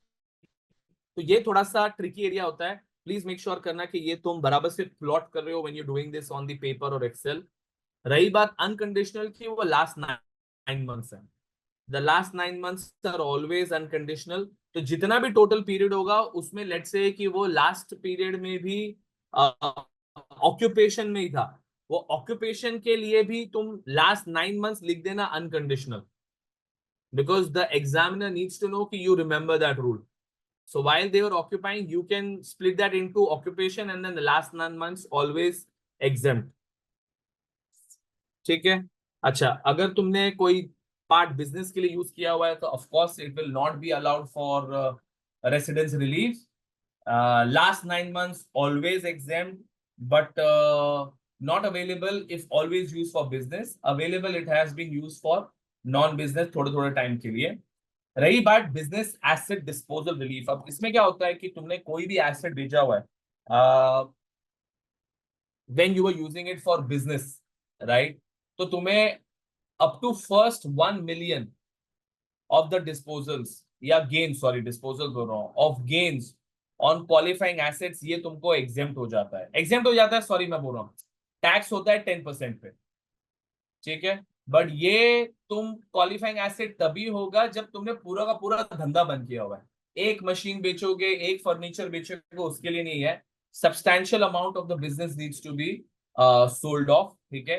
Any individual assets है of business within 3 years of cessation and shares in personal trading company and individual is employed, right. तो अगर तुम वो कंपनी में काम कर रहे थे, तुमने अपने शेयर्स बेचे, तुम धंधा बंद कर दिया, अभी तक एसेट्स नहीं बेच पाए हो, तो first 3 years since the time you close your business, ये सारे के सारे BADR में आ जाते हैं, राइट। जहां 1 million तक का जो गेन है वो 10% पे है। And then any capital losses non qualifying gains में से पहले उड़ाएंगे, फिर क्वालिफाइंग में से निकालेंगे, बिकॉज नॉन क्वालिफाइंग पे 20% लगेगा, क्वालिफाइंग पे 10% लगेगा। So always use your relieves wisely, and then BADR must be claimed by 31st of Jan for 23-24. Investors relief में अगेन ये किसके लिए था, अगर आप शेयर्स बाय कर रहे हो of any unlisted companies, right, तो आपको ये मिलता है। So for disposal of unlisted shares subscribe before March 2016, held minimum period of 3 years before 16 by an individual who is not an employee of the company, क्योंकि अगर employ of the company है तो वो बिजनेस एसेट डिस्पोजल में आ जाएगा, investor relief में नहीं आएगा। And subject to a maximum of 10 million life time limit. Moving on to roll over relief, बड़ा ही सिंपल सा है। मैंने 100 रुपए की चीज है 150 में बेची, बट मैंने आगे जो एसेट हो 150 में ले लिया, that 50 becomes a gain which will be rolled over, right. तो तुम्हारे पास में क्वालिफाइंग एसेट्स कौन से जहां ये कर पाते हो, land and building, plant and machinery, goodwill must be used in trade, and then within the qualifying period, यहाँ तुमको from 1 year before or 3 years after the sale ये तुमको reinvest करना है, नहीं तो you will be charged on the gain, and claim date is within the 4 years from the later of the end of the tax year of sale or replacement, either which ways you have to use। अभी proceeds अगर fully reinvest नहीं की है, gain is the lower of total gain या proceeds not री invested, तो या तो पूरा का पूरा गेन या तो प्रोसीड जो नहीं री इन्वेस्ट की हुई वो। Gain rolled over, D is equal to B minus C. Now D is तुम्हारा ये जो रोल्ड ओवर हुआ है वो हमेशा तुमने जो टोटल गेन किया हुआ है माइनस जो री इन्वेस्ट नहीं हुआ हुआ है, वो हम लोग जो बेस कॉस्ट के टाइम पे करते हैं। And base cost is cost less gained rolled over. And यहाँ ठीक है, उतना कोई ग्रेट नहीं उन्होंने बनाया हुआ इसको। Depreciating assets, what happens to the assets when you make a gain on the depreciating asset, तुमको अगर तुमने ये री इन्वेस्ट कर दिया है in a non qualifying asset और अ डेप्रिशिएटिंग एसेट, तो यहां तुम्हारा फ्रीज हो जाता है until the sale of that asset, depreciating asset ceases to be used in the trade, and 10 years from acquisition of depreciating asset, either of the three things here।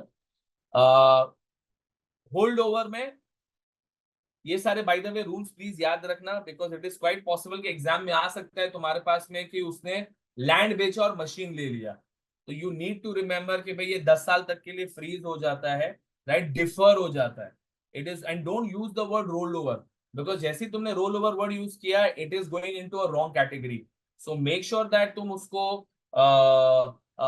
Deferred बोलोगे, right, and then you will put the conditions in कि भाई ये 10 year तक है, या तो machine use करना बंद कर दिया, या तो बेच दिया एसेट को. In these three scenarios you will then have the gain again, और अगेन वो वाला गेन वापस से अगर एसेट में लगा दिया तो अब वो रोल ओवर हो जाएगा. ठीक है. देन गिफ्ट रिलीफ क्या होता है कि दोनों ज्वाइंटली इलेक्ट करेंगे कि भाई हम लोग, मैं मेरे दोस्त को दे रहा हूँ 100 की चीज है जो 150 रुपए में अभी है, ये 50, लेकिन मुझे अभी इस पे गेन पे टैक्स नहीं भरना, ये आगे जाके भरेंगे, राइट. लेकिन हम दोनों को ये गेन कंबाइन हम लोग को इलेक्शन करना पड़ेगा कि ये हम ये गिफ्ट रिलीफ ले रहे हैं. Donees gain is deferred, donors base cost is reduce by the gift relief. Sale अगर अंडर वैल्यू किया हुआ है तो donees gain is excess of actual consideration less donors cost. ये हम लोग जब पेरेंट अपने बच्चों को दे रहा है, तो ये वो वाले इलस्ट्रेशंस याद करो कि तुम्हारा जो गेन है वो कैसे होता है. एंड इफ अगर तुमने कोई पैसे लिए हुए होंगे तो यू विल अगेन चेक कि तुमने जो पैसे लिए हुए हैं वर्सेस दैट उसकी मार्केट वैल्यू कितनी है. तुम्हारी मार्केट वैल्यू 20,000 है, तुमने उसको 18,000 में बेचा है, तो वो जो 2,000 है, इवन दो तुमने उसको 18,000 में बेचा है, लेकिन मार्केट वैल्यू उसकी 20,000 है, और 2 पे तुमको गेन आ जाएगा. और तुम्हारा कॉस्ट अगर 10,000 था, तो 10 से 18,000 में कोई प्रॉब्लम नहीं, लेकिन 18 से 20,000 में तुमको तुम्हारा गेन आने वाला है. बाकी के 8,000 पे तुम वो रोल ओवर रिलीफ ले लोगे. Gift relief, sorry, not role over relief but gift relief. So that is how your gift reliefs work. Please always look out for if they are selling it at a or transferring it over at a lower than market value. ठीक है. Non business use वाला again gift relief restricted हो जाता है. Total gain is restricted on the business assets over total assets. तो chargeable business assets की जो value है एंड चार्जेबल एसेट्स की मार्केट वैल्यू तुम लोगों को दिया रहेगा, वो तुम ये फॉर्मूले में डालोगे and you should be able to see how much of the relief can you give and not give. फिर आ गया कंपनीज. एनी क्वेश्चन, सॉरी मैं भागे जा रहा हूं, but any questions on any of the areas? Because look, if you have, let's say कि नहीं यार मुझे ना ये गिफ्ट रिलीफ में ये जो बिजनेस एसेट्स वाला क्वेश्चन है मुझे नहीं समझ में आया था, तो हम जब सेक्शन सी के करेंगे तो मुझे याद दिला देना and will go through it again. But right now, from a concept point of view, everyone okay with whatever we've discussed so far?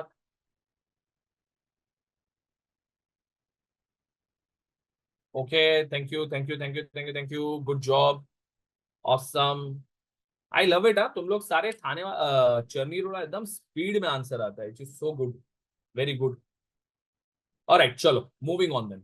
Moving on to companies के लिए तुम्हारे पास में इंडेक्सेशन अलाउंस होता है. जो वहां हम लोगों को एनुअल एग्जेम्प्ट अमाउंट मिलता है या इंडेक्सेशन अलाउंस मिलता है. बाकी सारे रिलीफ सेम ही है, बहुत ज्यादा कुछ फर्क है नहीं. So you got your proceeds, less incidental disposal costs, then you have your unindexed gain, you have indexation allowance, and then you have your chargeable gain. ठीक है. So indexation has been frozen up to now. December 17 के बाद से indexation का allowance नहीं मिल रहा है. क्यों नहीं मिल रहा है? Because there is barely any what do you say, inflation, right. तो जिसके वजह से गवर्नमेंट बोलती है कि भाई इंडेक्सेशन अलाउंस 2017 तक का ही है. जैसे अपने यहाँ इंडिया में भी हो गया है अभी, indexation will be frozen up two year 2024.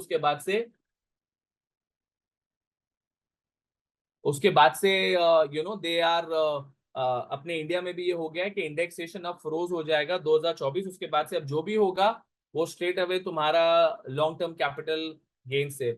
So indexation basically takes into account any inflation impact. अब जैसे कि लेट्स से कि आज मेरे पेरेंट के पास में अगर कोई प्रॉपर्टी है जो उन्होंने 2007 में खरीदी थी, ठीक है. अब वही प्रॉपर्टी आज 2024 में is 20 times of what they bought it for. But tell me something, क्या ये पूरा का पूरा गेन उनको मिला है बिकॉज ये प्रॉपर्टी बहुत अच्छी है, कि बिकॉज यू थिंक कि जनरली भी प्राइस बढ़ी है?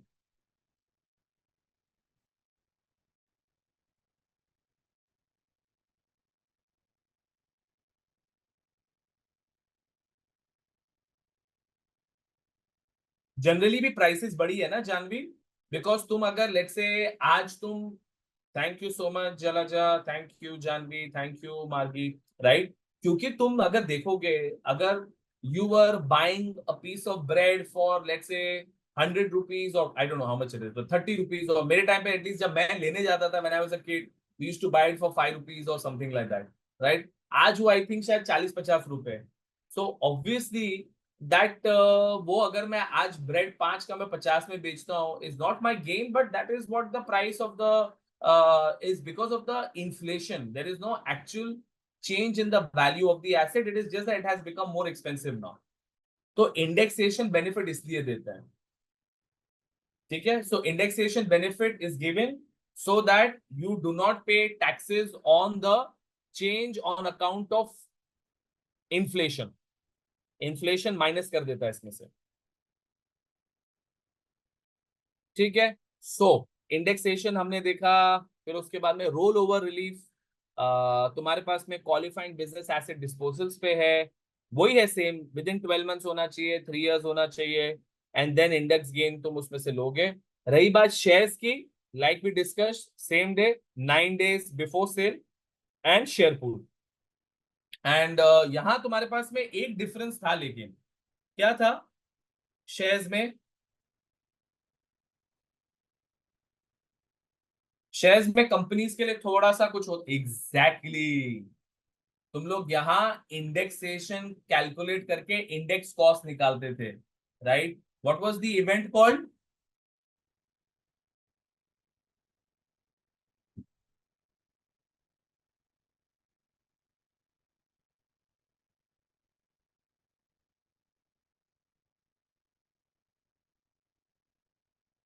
जब भी हमें इंडेक्स कॉस्ट कैलकुलेट करना होता था, वो इवेंट को क्या बोलते हैं? Operative event. Thank you so much, Nirav. Right? So an operative event is whenever you sell, whenever you buy. अब whenever you are buying, उसमें अगेन अगर राइट्स इशू है, डिस्काउंट पे भी बाय कर रहे हो, तो आपको इंडेक्स कॉस्ट निकालना पड़ेगा। डिस्पोज करोगे, you will have to calculate the index cost, ठीक है? Alright, great, what was other things? Okay, and that is your share proforma, share pool का proforma. As you can see, तुम्हारे पास में operative event है, indexation, every time there is a buy and sale, उसके पहले तुम indexation calculate करके तुम्हारा ये जो इंडेक्स कॉस्ट है, तुम उसको सही कर लेते थे, राइट? तुमने तुम्हारा इंडेक्स कॉस्ट बराबर कर लिया, अब तुम सेल करोगे या अब तुम बाय करोगे, ठीक है? So whenever you are buying and selling, indexation please याद रखना। Moving on to the next one, which is your favourite, inheritance tax. ना इनहेरिटेंस टैक्स में तुम्हारे पास में दो प्राइमरी ट्रांसफर्स होते हैं, या तीन है, एक है एग्जाम ट्रांसफर हो गया, एक तुम्हारा पोटेंशियली एग्जाम ट्रांसफर हो गया, और एक तुम्हारा चार्जेबल लाइफ टाइम ट्रांसफर हो गया, राइट? सो ट्रांसफर वैल्यू क्या होती है कि जब भी तुमने कोई चीज बेची है, what ever is the diminishing in the value of the estate will become the value of the gift. All assets, there are no exemptions as far as IHT is concerned, and chargeable people are जो भी UK domiciled है। अब तुम्हारे पास में जो gifts होते हैं, लाइफ टाइम गिफ्ट्स होते हैं, right? It is a gift from one individual to another individual. ये चार्जेबल तब होगा if donor dies within 7 years of the gift, ठीक है? And death rates are 40%, and यहाँ paid by donee, because donor तो pay नहीं कर सकता if the person is dead. But coming to chargeable lifetime transfers, इसमें जो भी गिफ्ट एग्जाम नहीं है या पोटेंशियल एग्जाम ट्रांसफर नहीं है, जैसे कि हमारे लिए जो हमारे सिलेबस में है वो है गिफ्ट टू ट्रस्ट, राइट? तुम क्या करते हो, तुम्हारा जो लाइफ टाइम रेट है विच इज 20% एंड 25%, अगर ट्रस्टी पे करने वाली है तो 20%, डोनर पे करने वाला है तो 25%, राइट? तो ये टैक्स तुम भरते हो at the time of transfer, and then अगर मर जाता है 7 years के अंदर तो 40% के हिसाब से, एंड देन यू कैलकुलेट कि कितना पहले ऑलरेडी दे दिया और बाकी का तुम पे करते हो। Otherwise if the person does not die in the next 7 years, then इतना ही भरना है, 20-25% ही भरना है। So what are the exempt transfers? You've got exempt transfers which are तुम्हारा annual exemption है, right? Which is 3,000 है ना annual exempt amount, तो 3,000 वो हो गया। फिर तुम्हारे पास में normal expenditure out of income, जैसे कि कोई अपने बच्चों के लिए या ग्रैंडसन के लिए रेगुलरली स्कूल की फीस भरता है, ट्यूशन फीस भरता है, व्हाटएवर, तो वो सारा तुम्हारा हो जाता है। इंश्योरेंस भरता है, राइट, तो वो हो गया। Then small gifts are 250 maximum per person in a year. उसके बाद में on account of marriage 5,000 parents से मिलेगा, एग्जेम्प्ट है। 2,500 ग्रैंड पेरेंट या एक दूसरे को अगर आप देते हो, और 1,000 कोई भी और देता है। देन ऑफ कोर्स ये ठीक है। Coming to life time tax on CLTs, what you do, transfer value लोगे, then you will take out all the exempt transfer values, any specific exemptions like marriage, etc. And then you have your chargeable transfer for the asset. उसके बाद में तुम्हारे पास में nil rate band कितना है? Now for 23-24, 3,25,000 pound is the nil rate band. If the transfer value is less than 325, you don't have to pay any taxes. If it is more than 325, then whatever is the remaining amount, उस पे 20-25% भरना पड़ेगा। Death tax is 40%। अब इसके अंदर एक concept था taper relief का। क्या था वो टेपर रिलीफ का concept? If anyone can remind me please.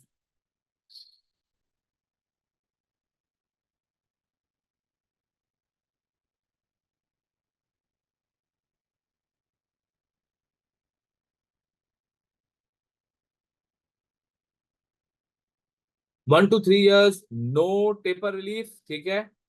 आगे फिर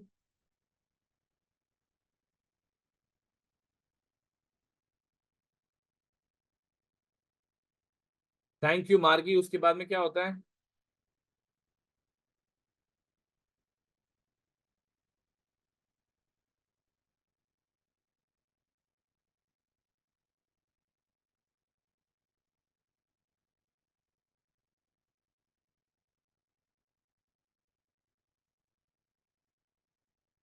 तो 6 to 7 years है, 80% है। उसके बाद में तुम्हारे पास में जो टेबल है, right, 5 to 6 years 60% and what not.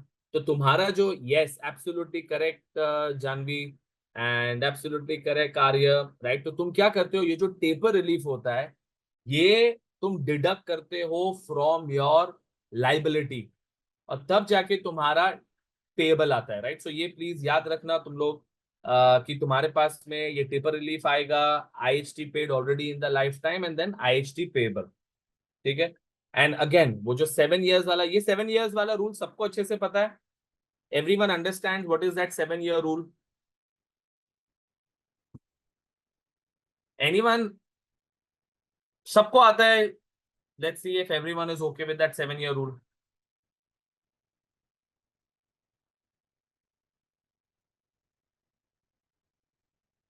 Okay good, alright great, है ना। बिकॉज यहाँ तुमको केयरफुल रहना है कि a lot of times your transfer that was done even let's say 14 years ago, वो तुम्हारे इम्पैक्ट हो सकता है।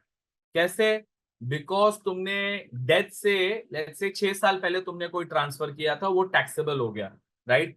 अब उसको कितना मिलेगा वो उसके पीछे 7 years जाके देखेगा कि उस टाइम पे उसका कितना बाकी था नील रेट बैंड, ठीक है। तो इसलिए तुमको थोड़ा सा ध्यान देना पड़ता है इन सिनारियोज लाइक डेथ वाले टैक्स में। ये तुम्हारा टेपर रिलीफ हो गया, given in the rates and allowances.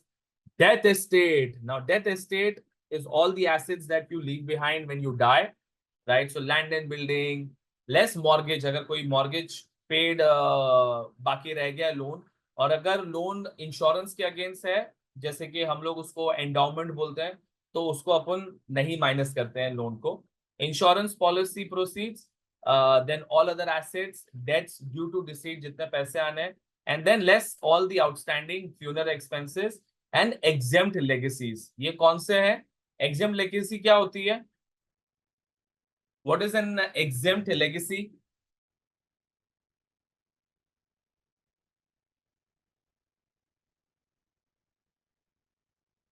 Descendant को दिया, ये वो वाला है एग्जेम्प्ट लेगेसी में। Given to spouse, thank you Muskan, है ना? वो तुम्हारा, जब हम लोग एग्जेम्प्ट लेगेसी की बात करते हैं, if you have given it to your wife, that becomes an exempt legacy, spouse या पार्टनर व्हाटएवर, ठीक है। अच्छा, उसके बाद में रेसिडेंस अगर आपने ट्रांसफर किया हुआ है, so you can see there is an RNRB available as well. तो तुमको वो, अच्छा, तुमको खुद का भी मिलता है प्लस तुमको तुम्हारे पार्टनर का भी मिल सकता है, right? So RNRB applies when calculating tax on death estate. Date of death is after 6th April 17, and there is a residential property. तो अगर कोई भी residential property से बच्चों को दे रहे हो आप अपनी residential property, तो उनको nil rate band मिलेगा, which is the lower of 175 or whatever is the value of the asset. Payment of IHT, ये इसकी टाइमलाइंस है तुम्हारी, कब तुम्हें पे करना चाहिए। सो टिपिकली अगर first half of the year में अगर तुमने ट्रांसफर किया हुआ है तो 30th of April next year, और अगर second half of the year में किया हुआ है तो इमीडिएटली 6 मंथ्स में आपको पे करना है। हाँ, अनयूज तुम्हारा अगर नील रेट बैंड है, you can transfer between partners. So for example husband can transfer it's unused nil rate band to the wife and vice versa. Similarly, for the resident nil rate band as well, you can transfer. IHT planning में utilize the annual exemption wherever possible. No IHTs on PETs if donor survives. So therefore, you should start gifting slightly earlier. If asset is appreciating, value is fixed at the time of gift, तो तुम्हारा at least वो challenge नहीं आएगा. Don't give assets needed by donor, मतलब जो तुम घर में रह रहे हो वो मत दे दो अगर कल निकाल दिया तुम्हें तो. And then could give rise to CGT. Transfer of disease, spouse, unused, ये सारा तुम कर सकते हो। एंड जनरेशन स्किपिंग, ना जनरेशन स्किपिंग का भी कभी कभी क्वेश्चन आया है, राइट? जनरेशन स्किपिंग का मतलब क्या है? That I will not give my assets to my kids but their kids, क्योंकि ऑलरेडी अगर मेरे बच्चे अच्छे से कमा रहे हैं तो मैं उनको क्यों बिना मतलब का टैक्स भरने को लगाऊं, और फिर जब वो अपने बच्चों को देंगे तो फिर टैक्स लगेगा। तो बेस्ट है कि सीधा मैं एक स्किप जनरेशन कर दूं, ठीक है। Moving on to the final bit, which is VAT, right? Value added tax. I know you are expecting your break, but हम क्या करते हैं, ये खत्म करके फिर ब्रेक लेते हैं, and then maybe we can start looking at section C. चलेगा?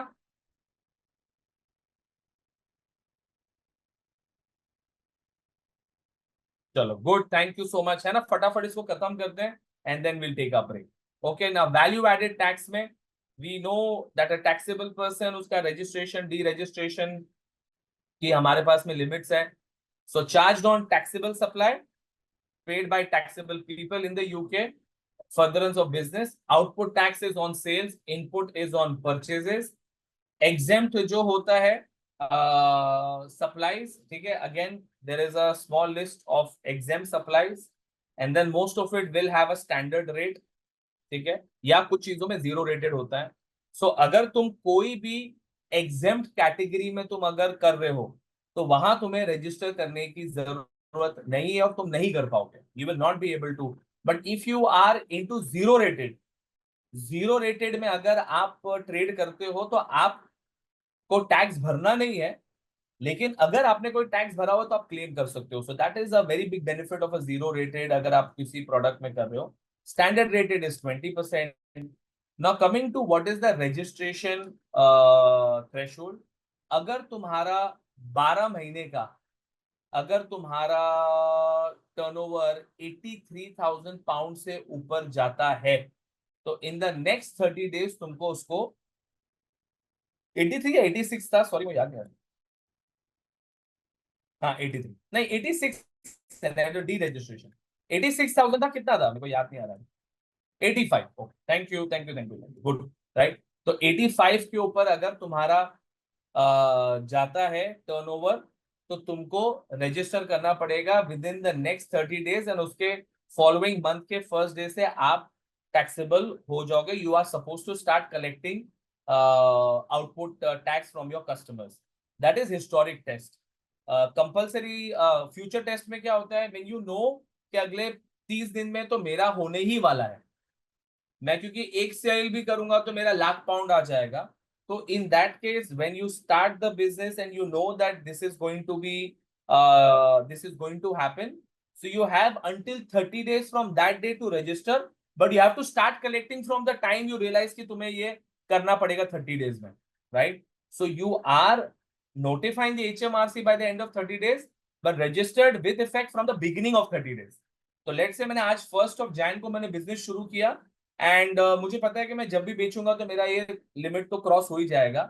आई have until 30th Jan to inform the HMRC, but मुझे 1 Jan को ही कलेक्ट करना शुरू करना पड़ेगा, right? So that is the difference between your future and historic test. ठीक है, तो ये प्लीज याद रखना तुम लोग.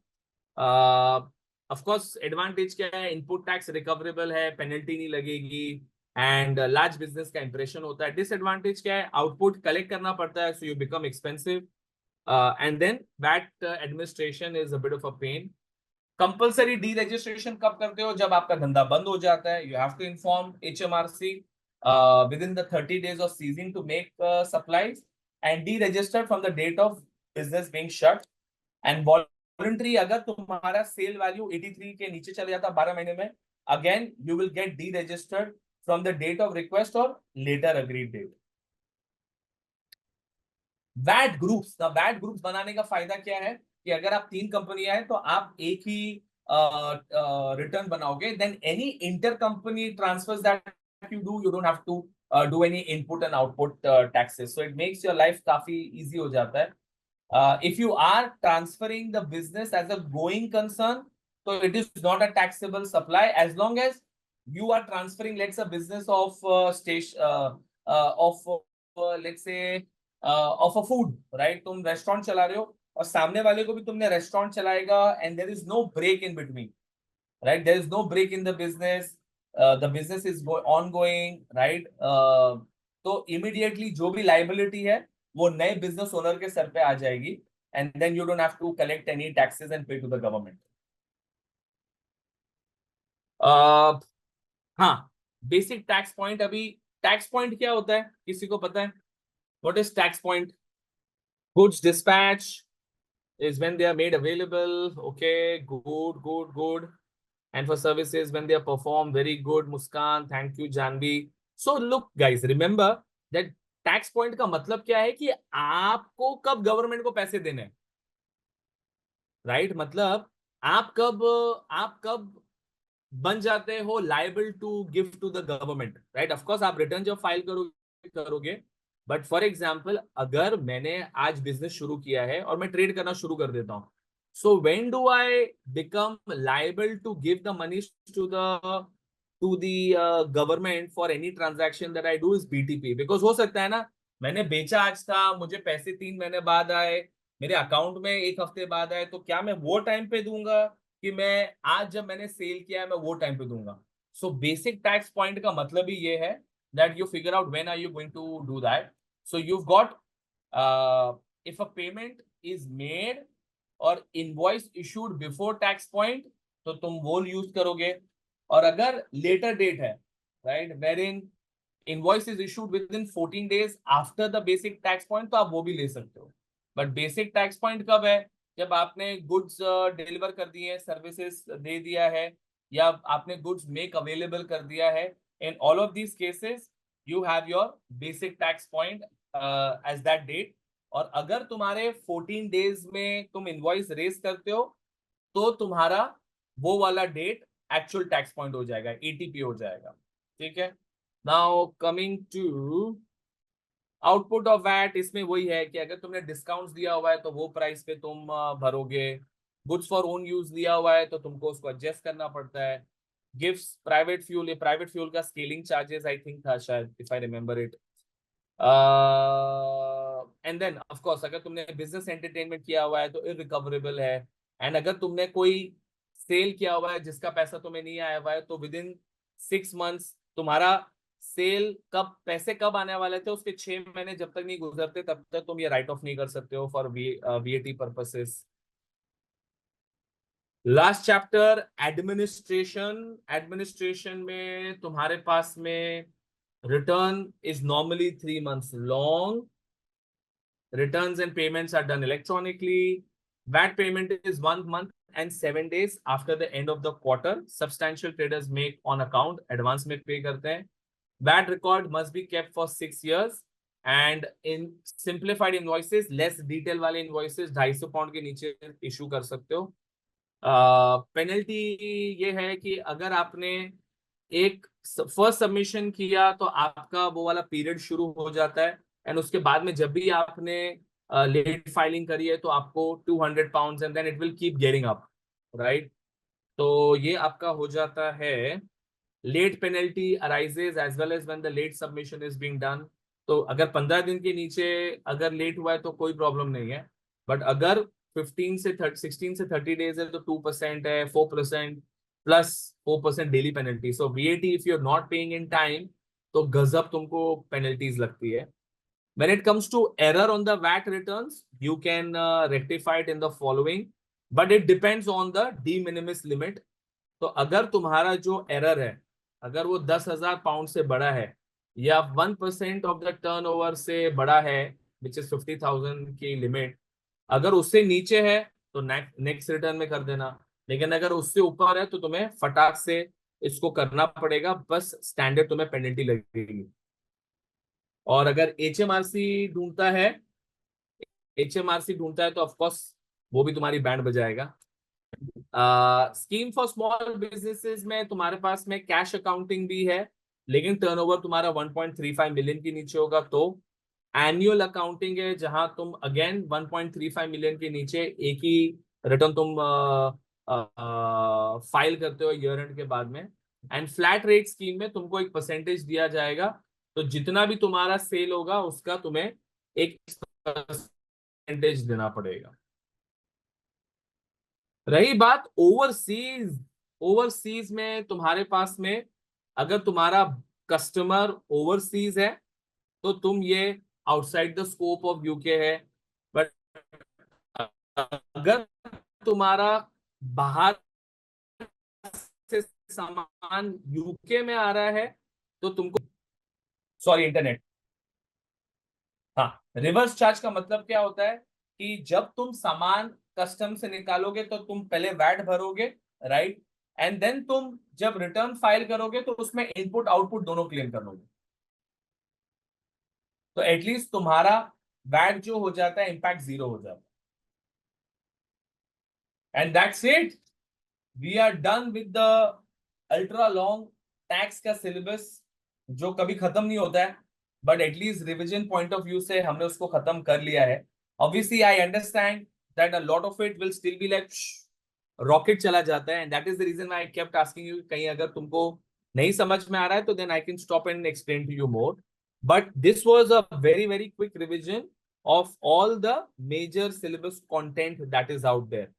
So before we take a break, everyone happy so far that yes we've gone through it, कुछ कुछ चीजें थी जो नहीं आती एटलीस्ट वापस से याद दिला दी, या कॉन्सेप्ट क्लियर नहीं था, हो गया। everyone okay with that? Yeah, happy with that? Okay, good good good, चलो lovely, good good good lovely great, ठीक है। सो हम क्या करते हैं, हम ब्रेक ले लेते हैं अपना, will take our 15 minutes break, and then once we come back ना I will we will pick up some of the recent section C questions, ठीक है। तो मे बी एक इनकम टैक्स का उठाते हैं, एंड टाइम बचेगा तो फिर एक हम लोग कॉर्पोरेट टैक्स का उठाते हैं, and then next time we will do the other two. Okay, चलो ब्रेक ले लो प्लीज। It's already 4:52 right. आ जाओ फिर 5:10 तक आ जाओ, थैंक यू। ऑलराइट, चलो let's use the last 40-50 minutes to go through any exam questions, interesting exam questions. All right. June 23, kazoo, kazoo का देखते हैं, kazoo, kazoo, kazoo, kazoo, 237, 2 minute guys, मैं क्वेश्चन ही निकाल रहा हूँ।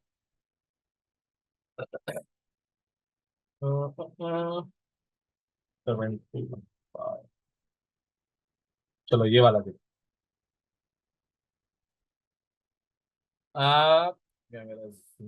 Okay, so this is your 23 जून 23 का question है। ठीक है, तो हमारे पास में यहाँ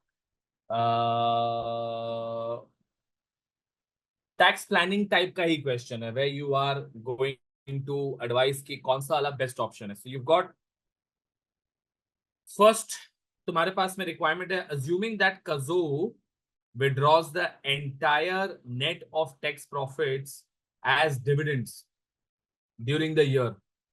Calculate the corporate tax liability for the year ended 5th of April, and then calculate the income tax payable in respect of his dividend income. ठीक है, तो यहाँ तुम देख सकते हो 1 मार्क 2 मार्क। तो कई बार ऐसा होता है कि you may not have a long question for a 15 marker, but you will have the small small small requirements. तो कई बार लोग इसलिए फिर बोलते हैं अरे यार ये तो डिफिकल्ट। तो जब भी ऐसा आया है मतलब एग्जामिनर ने थोड़ी सी बैंड बजाई हुई है। तो that is your first one. अब उसके बाद में I can see that there are 3 alternatives here. तो वो तीनों अल्टरनेटिव्स के बेसिस पे इन्होंने रिक्वायरमेंट दिया हुआ है। तो सेकंड रिक्वायरमेंट ये है कि assuming Zocco will pay Kazao gross director's remuneration of 8,000 and Zocco will make a pension contribution of 32 into company pension scheme. Explain the CT and national insurance implications and calculate the tax saving of alternative 2 compared with the first one. Okay. You're not, oh, sorry for the you're not expected to explain the implications of ultimately receiving a pension from pension scheme. That's good. And is not entitled to any NIC's annual employment allowance. So that is given to us. And third wala kya diya hua hai? Calculate the tax saving in respect of Kazao's dividend income and Zakaw's limited liability withdraws the entire tax profits as dividends. Okay. During the year 27-28, when Kazao has retired rather than 23-24. Chalo. So this scenario relates to 5 requirements. You should assume today's date is 25th March 2023. Rates allowances apply. Kazao is currently employed at gross annual salary of 200,000. Will continue to earn the same until he retires in 2027, at which point his income will reduce to gross annual pension income of 55. This means that Kazao is currently an additional rate taxpayer, but will only be a higher rate taxpayer when he retires on 5th of April 2027. Now, Kazao will undertake 40,000 of work of freelance basis during the year ended 5th of April 2024. Now, obviously, अगर आपने सारी requirements पढ़ ली है, तो you know for a fact कि हाँ उन लोगों ने वो जो लास्ट वाला है वो क्यों उन्होंने बोला है कि उस टाइम पे बोनस लेगा, क्योंकि यू कैन सी राइट, अगर वो करंटली हाई रेट पे है और आगे जाके वो करंटली एडिशनल रेट पे और आगे जाके वो हाई रेट पे होने वाला है, तो ऑब्वियसली वो जो सेविंग्स होगी is all the monies that he is now having to pay at additional rate vis-a-vis higher rate. ठीक है, तो ये स्ट्रेट अवे तुम्हारा इजी कैलकुलेशन है। Then Kazao will undertake 40,000 of work on a freelance basis during the year ended 5th April to carry out his work. Will form a new limited company, Zauko, which he will be on employee, freelance work, not expenditure, just 1 year. And then will prepare accounts for the year April 15. ठीक है, इसमें तो कुछ खास नहीं है। अच्छा, फिर उसमें alternative नहीं, Kazao is looking at 3 alternatives for extracting the profits. The first one is to withdraw the entire next profits as dividends. ठीक है, जो हमारा requirement 1 है। Zako will pay gross director's remuneration of 8,000 and will make pension of 32 into occupational pension scheme. during the year 23-24 Kazao has sufficient unused pension allowances. तो तुमको पता है कि यहाँ annual allowance charge नहीं आएगा. And then Kazao will not withdraw any amounts. Instead, the net of tax profits will be undrawn, and then end में 3 साल 4 साल बाद वो रिटायर करेगा. ठीक है. So guys, एक काम करो, लो एक मे बी 10 odd minutes लो, देखो तुम्हारा एटलीस्ट ये अल्टरनेटिव 1 एंड अल्टरनेटिव 2 होता है क्या. बिकॉज दोनों ही कैलकुलेशन ही है, तो तुम्हें कुछ लिखना नहीं है. सिर्फ तुम्हारा जो सेकंड वाले में एक्सप्लेन है उसको हम साथ में देख लेंगे, लेकिन जो कैलकुलेशन वो करके देखो, at least you are able to calculate these alternatives का. You all have the latest exam kit ना, सबके पास में लेटेस्ट एग्जाम किट है ना. ठीक है, चलो गुड. तो प्लीज इसको जरा सॉल्व करने को ट्राई करो, देखो if you can make head and two of this one. हाँ हाँ, ये हो चुका है ऑलरेडी.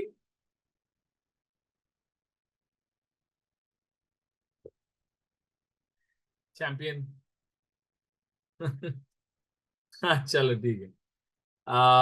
Okay no problem. कोई और निकालते हैं. ये वाला हुआ है, एलिशिया हुआ है, ये वाला हुआ है ऑलरेडी. ठीक है फाइन, चलो. तो ये वाला देख लेते हैं, कोई प्रॉब्लम नहीं है. आइडिया है इसकी साथ में थोड़ी प्रैक्टिस होनी चाहिए. 48 मतलब 60.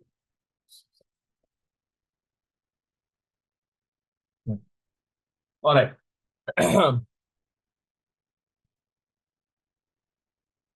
ओके अगेन, इसके अंदर भी थोड़ा सा तुम्हारा एडवाइस वाला ही है कि advice Alicia of the income tax and national insurance contribution implications for the year 23-24 if she is provided with the company car. तो ऑब्वियसली तुम्हें इसका एम्प्लॉयमेंट बेनिफिट कैलकुलेट करना पड़ेगा. Your answer should be supported by appropriate calculations. As Alicia is a high rate taxpayer, you can use a working in a margin approach. Now this is what they may tell you, right? Margin approach का मतलब क्या है कि तुमको पूरा नहीं करने की जरूरत है. तुम्हें पता है कि भाई उसका अगर वो हाई रेट पेयर है और अगर उसको ये वाला बेनिफिट ऐसे मिलता है तो उतने ही अमाउंट पे जो एडिशनल टैक्स है वो तुमको दिखाना है, जो हम लोगों ने यहाँ किया था in the example that I was showing. तो इन्होंने बोला हुआ है however a full competition is acceptable. You are not expected to consider any implications for टस लिमिटेड. सो दैट मीन्स कि यहाँ तुमको सिर्फ from an employment point of view तुम्हें दिखाना है कि कितना उसको फर्क पड़ रहा है. Next वाला, advise Alicia of income tax and national insurance implications if she receives a gross salary increase of 10,000 and also paid a mileage allowance. So we know for a fact कि यहाँ तुम्हारे पास में class 1 A का impact आएगा. Again यहाँ उन्होंने बोला margin approach use करो and advise Alicia as to which of the two alternative remuneration packages is the most beneficial to her, clearly showing the details from the scenario in your working. ठीक है, चलो working करो इसकी. See if you guys can figure out कि इसके लिए कौन सा बेटर होगा. बिकॉज छोटा सा ये बहुत ज्यादा बड़ा नहीं है. उसको ग्रॉस सैलरी जो मिल रही है 60,000 है, हाई रेट पेयर है. उसको अभी चॉइस मिला है either provided with the company car और receive a salary increase and also paid a mileage allowance. ठीक है.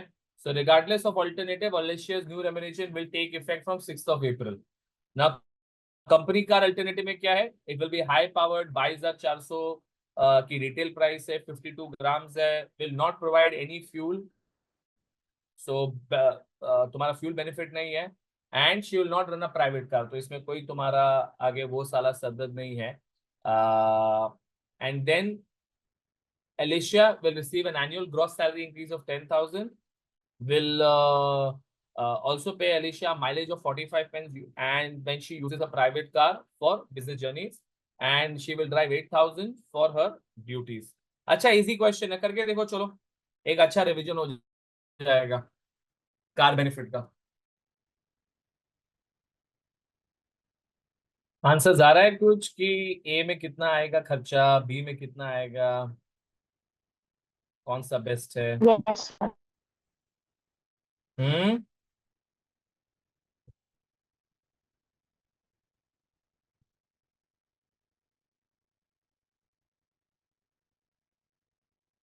Okay, good. प्लीज मुझे बताना कितना आया तुम लोगों का कैलकुलेशंस, या तो इसमें तुम लोग पिक्चर चैट में डालो।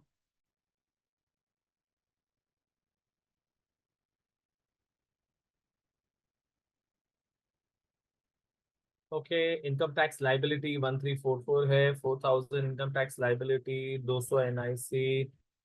ओके, चलो thank you Jalaja for that. Govinda ने भी भेजा है Excel. List price 15%, 3360, taxable income 1354, very good. और 10,000 इनकम है, एडिशनल इनकम 10,000 है, तो टैक्स 4,000 है, और एनआईसी पेबल 4,200 टोटल हो जाएगा। Okay fine. Okay good. Any more answers? Anyone else has gotten any answers?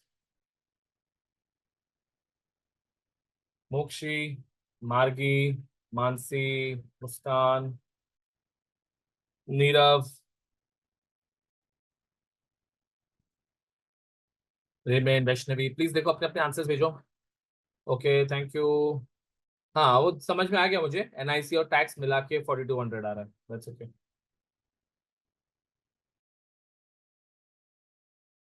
Okay आशी, 4000। Okay good, very good.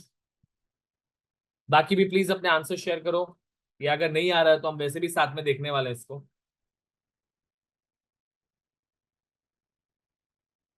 Okay thank you Arya.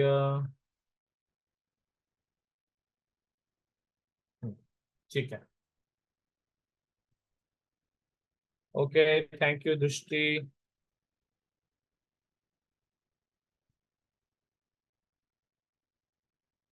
Okay marquee. हाँ, ये ये तुमने कौन सा वाला किया है मार्की? आई थिंक तुमने कोई दूसरा क्वेश्चन कर लिया है क्या? 19048 NIC 4718, अलग ही आ रहा है तुम्हारा कुछ।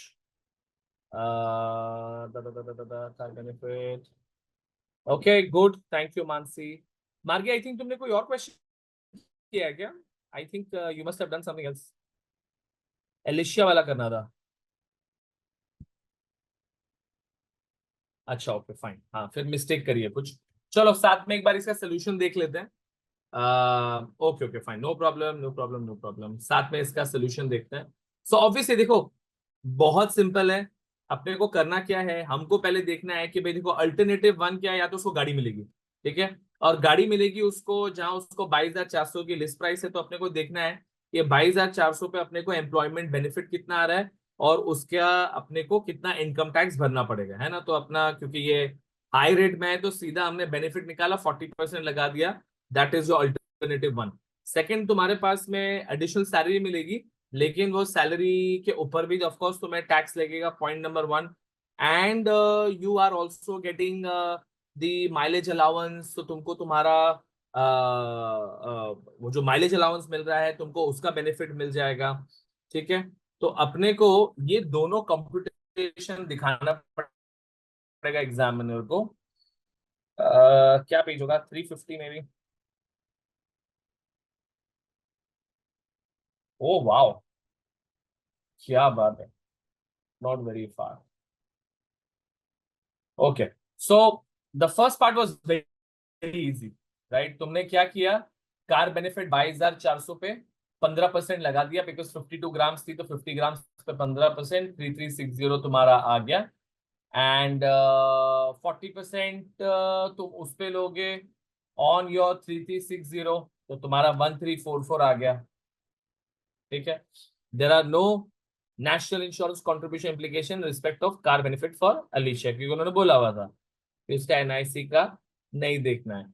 अब बी पार्ट जो है, ठीक है, जहां तुमको एडिशनल इनकम टैक्स लाइबिलिटी कितनी आएगी, 10,000 पे, तो 10,000 पे तुमको 4,000 इनकम टैक्स लाइबिलिटी आ जाएगी, प्लस ये 10,000 पे तुमको 200 आ जाएगा नेशनल इंश्योरेंस। ये 200 कैसे आ रहा है? बिकॉज यू आर ऑलरेडी 60,000 ना, तो तुम्हारा 52,000 के ऊपर तुम निकल गए हो। So what ever is incremental वो तुम्हारा 2% पे लेंगे। And plus HMRC rate of AMAP for the first 10,000 is 45 pence per mile. So the mileage allowance will be tax free. क्यों? क्योंकि उसको 8,000 उसने किया हुआ है और उसको 45 के अंदर मिल रहा था, if I recollected, तो टैक्स फ्री है वो। अगर उसके ऊपर मिल रहा होता, दैट्स अ डिफरेंट थिंग, उसको AMAP के हिसाब से मिल रहा है। So if Alicia is provided with a company car, then she will have an additional tax. तो उसको 1344 जो हमने ऑलरेडी ऊपर कैलकुलेट किया है, and under the salary alternative उसके पास में उसको मिलेगी एडिशनल सैलरी 10,000, माइलेज अलाउंस 3,600 जो टैक्स फ्री हो जाएगा, राइट। इनकम टैक्स 4,000 उस पर कटेगा, 200 NIC कटेगा, एंड एडिशनल रनिंग कॉस्ट जो है वो 6,200। तो अगर तुम देखोगे तो उसको नेट एडिशनल इनकम कितनी मिल रही है? 3,200, ठीक है। And if you look, I right, तो उसको जो एडिशनल इनकम मिल रही है तो उसको 3,200, and the additional salary element is therefore the most beneficial because she is getting 4,444, which is 1,344 and 3,200 आपकी इनकम। अच्छा, शी विल नॉट पे, हाँ मेरे ध्यान से निकल गया। Thank you, thank you Asrar for reminding, शाबाश। मैं बोला कि यार ये क्यों किया हुआ है? यस, बिकॉज उसको उस पे टैक्स नहीं भरना पड़ेगा। That is absolutely correct. Okay fine, हो गया तुम्हारा यार 10 मार्क। 10 मार्क के लिए तो यार बहुत अच्छा क्वेश्चन आया ये। So anyone has any doubts on this type? देखो तुम्हारे पास में जब भी ये टैक्स प्लानिंग वाला क्वेश्चन ऐसे ही आएगा, ऐसे ही थोड़ा बहुत मोटा मोटा मोटा आएगा, थोड़ा सा कहीं एक आधा वरायंस, वरायंस बोल रहा हूँ, नुआंस ऐड कर देंगे, बट तुमको यही तीन ऑप्शन दिया होगा, and you have to compare the both.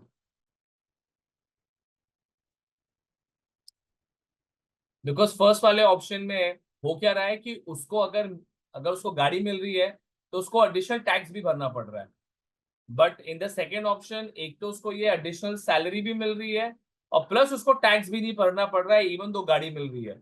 सो मतलब गाड़ी इन द सेंस उसको माइलेज अलाउंस मिल रहा है, तो देयरफॉर यहाँ तो उसको 4,544 का फायदा हो रहा है। So, any questions on this one, guys? Anything that you guys, anything at all? Everyone okay with this type of question? Okay, fine. Chalo, thank you, Margi. Okay, thank you, Jalaja. Okay, thank you, Ashi. Okay, thank you, Govinda, Mansi. Aryan, what about you? Aryan, Nirav. देखो अभी इसमें important क्या है ना Asrar, and it's a very good question.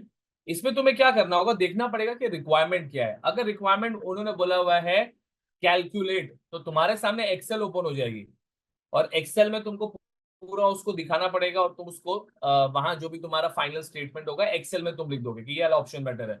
But उन लोग कभी कभी बोलते हैं कि भाई एक्सप्लेन करो, तो एक्सप्लेन में तुम तुम्हारे वहां कैलकुलेट करके तो वहां उनको जैसे यहाँ दिखाया हुआ है ना वैसे ही तुमको एक्सप्लेन करना पड़ेगा। सो डिपेंडिंग ऑन कि तुमको उन्होंने वहां एक्सेल दिया हुआ है कि राइटिंग एरिया दिया हुआ है, उसके ऊपर डिपेंड करेगा। ठीक है, चलो गुड, फाइन। तो हम क्या करते हैं ना गाइस, आज के लिए इधर रुक जाते हैं, एंड हम जब नेक्स्ट वीक में मिलेंगे, अब maybe you can also suggest me any question that you would like me to do, और I can also figure out some more questions for corporate tax हो गया, कैपिटल गेन्स हो गया, IHT हो गया या VAT हो गया, हर एरिया का एक एक question I can find out. मैं बताता हूँ तुम्हें आशी, हाँ आई will let you know, because कैसा है अभी वो SBL का भी थोड़ा सा चालू है preparation, so I will let you guys know. ठीक है, जाओ चलो एंजॉय करो फिर, एंड किसी को कोई भी डाउट होगा please reach out to me. ठीक है। चलो, thank you so much, thank you, thank you.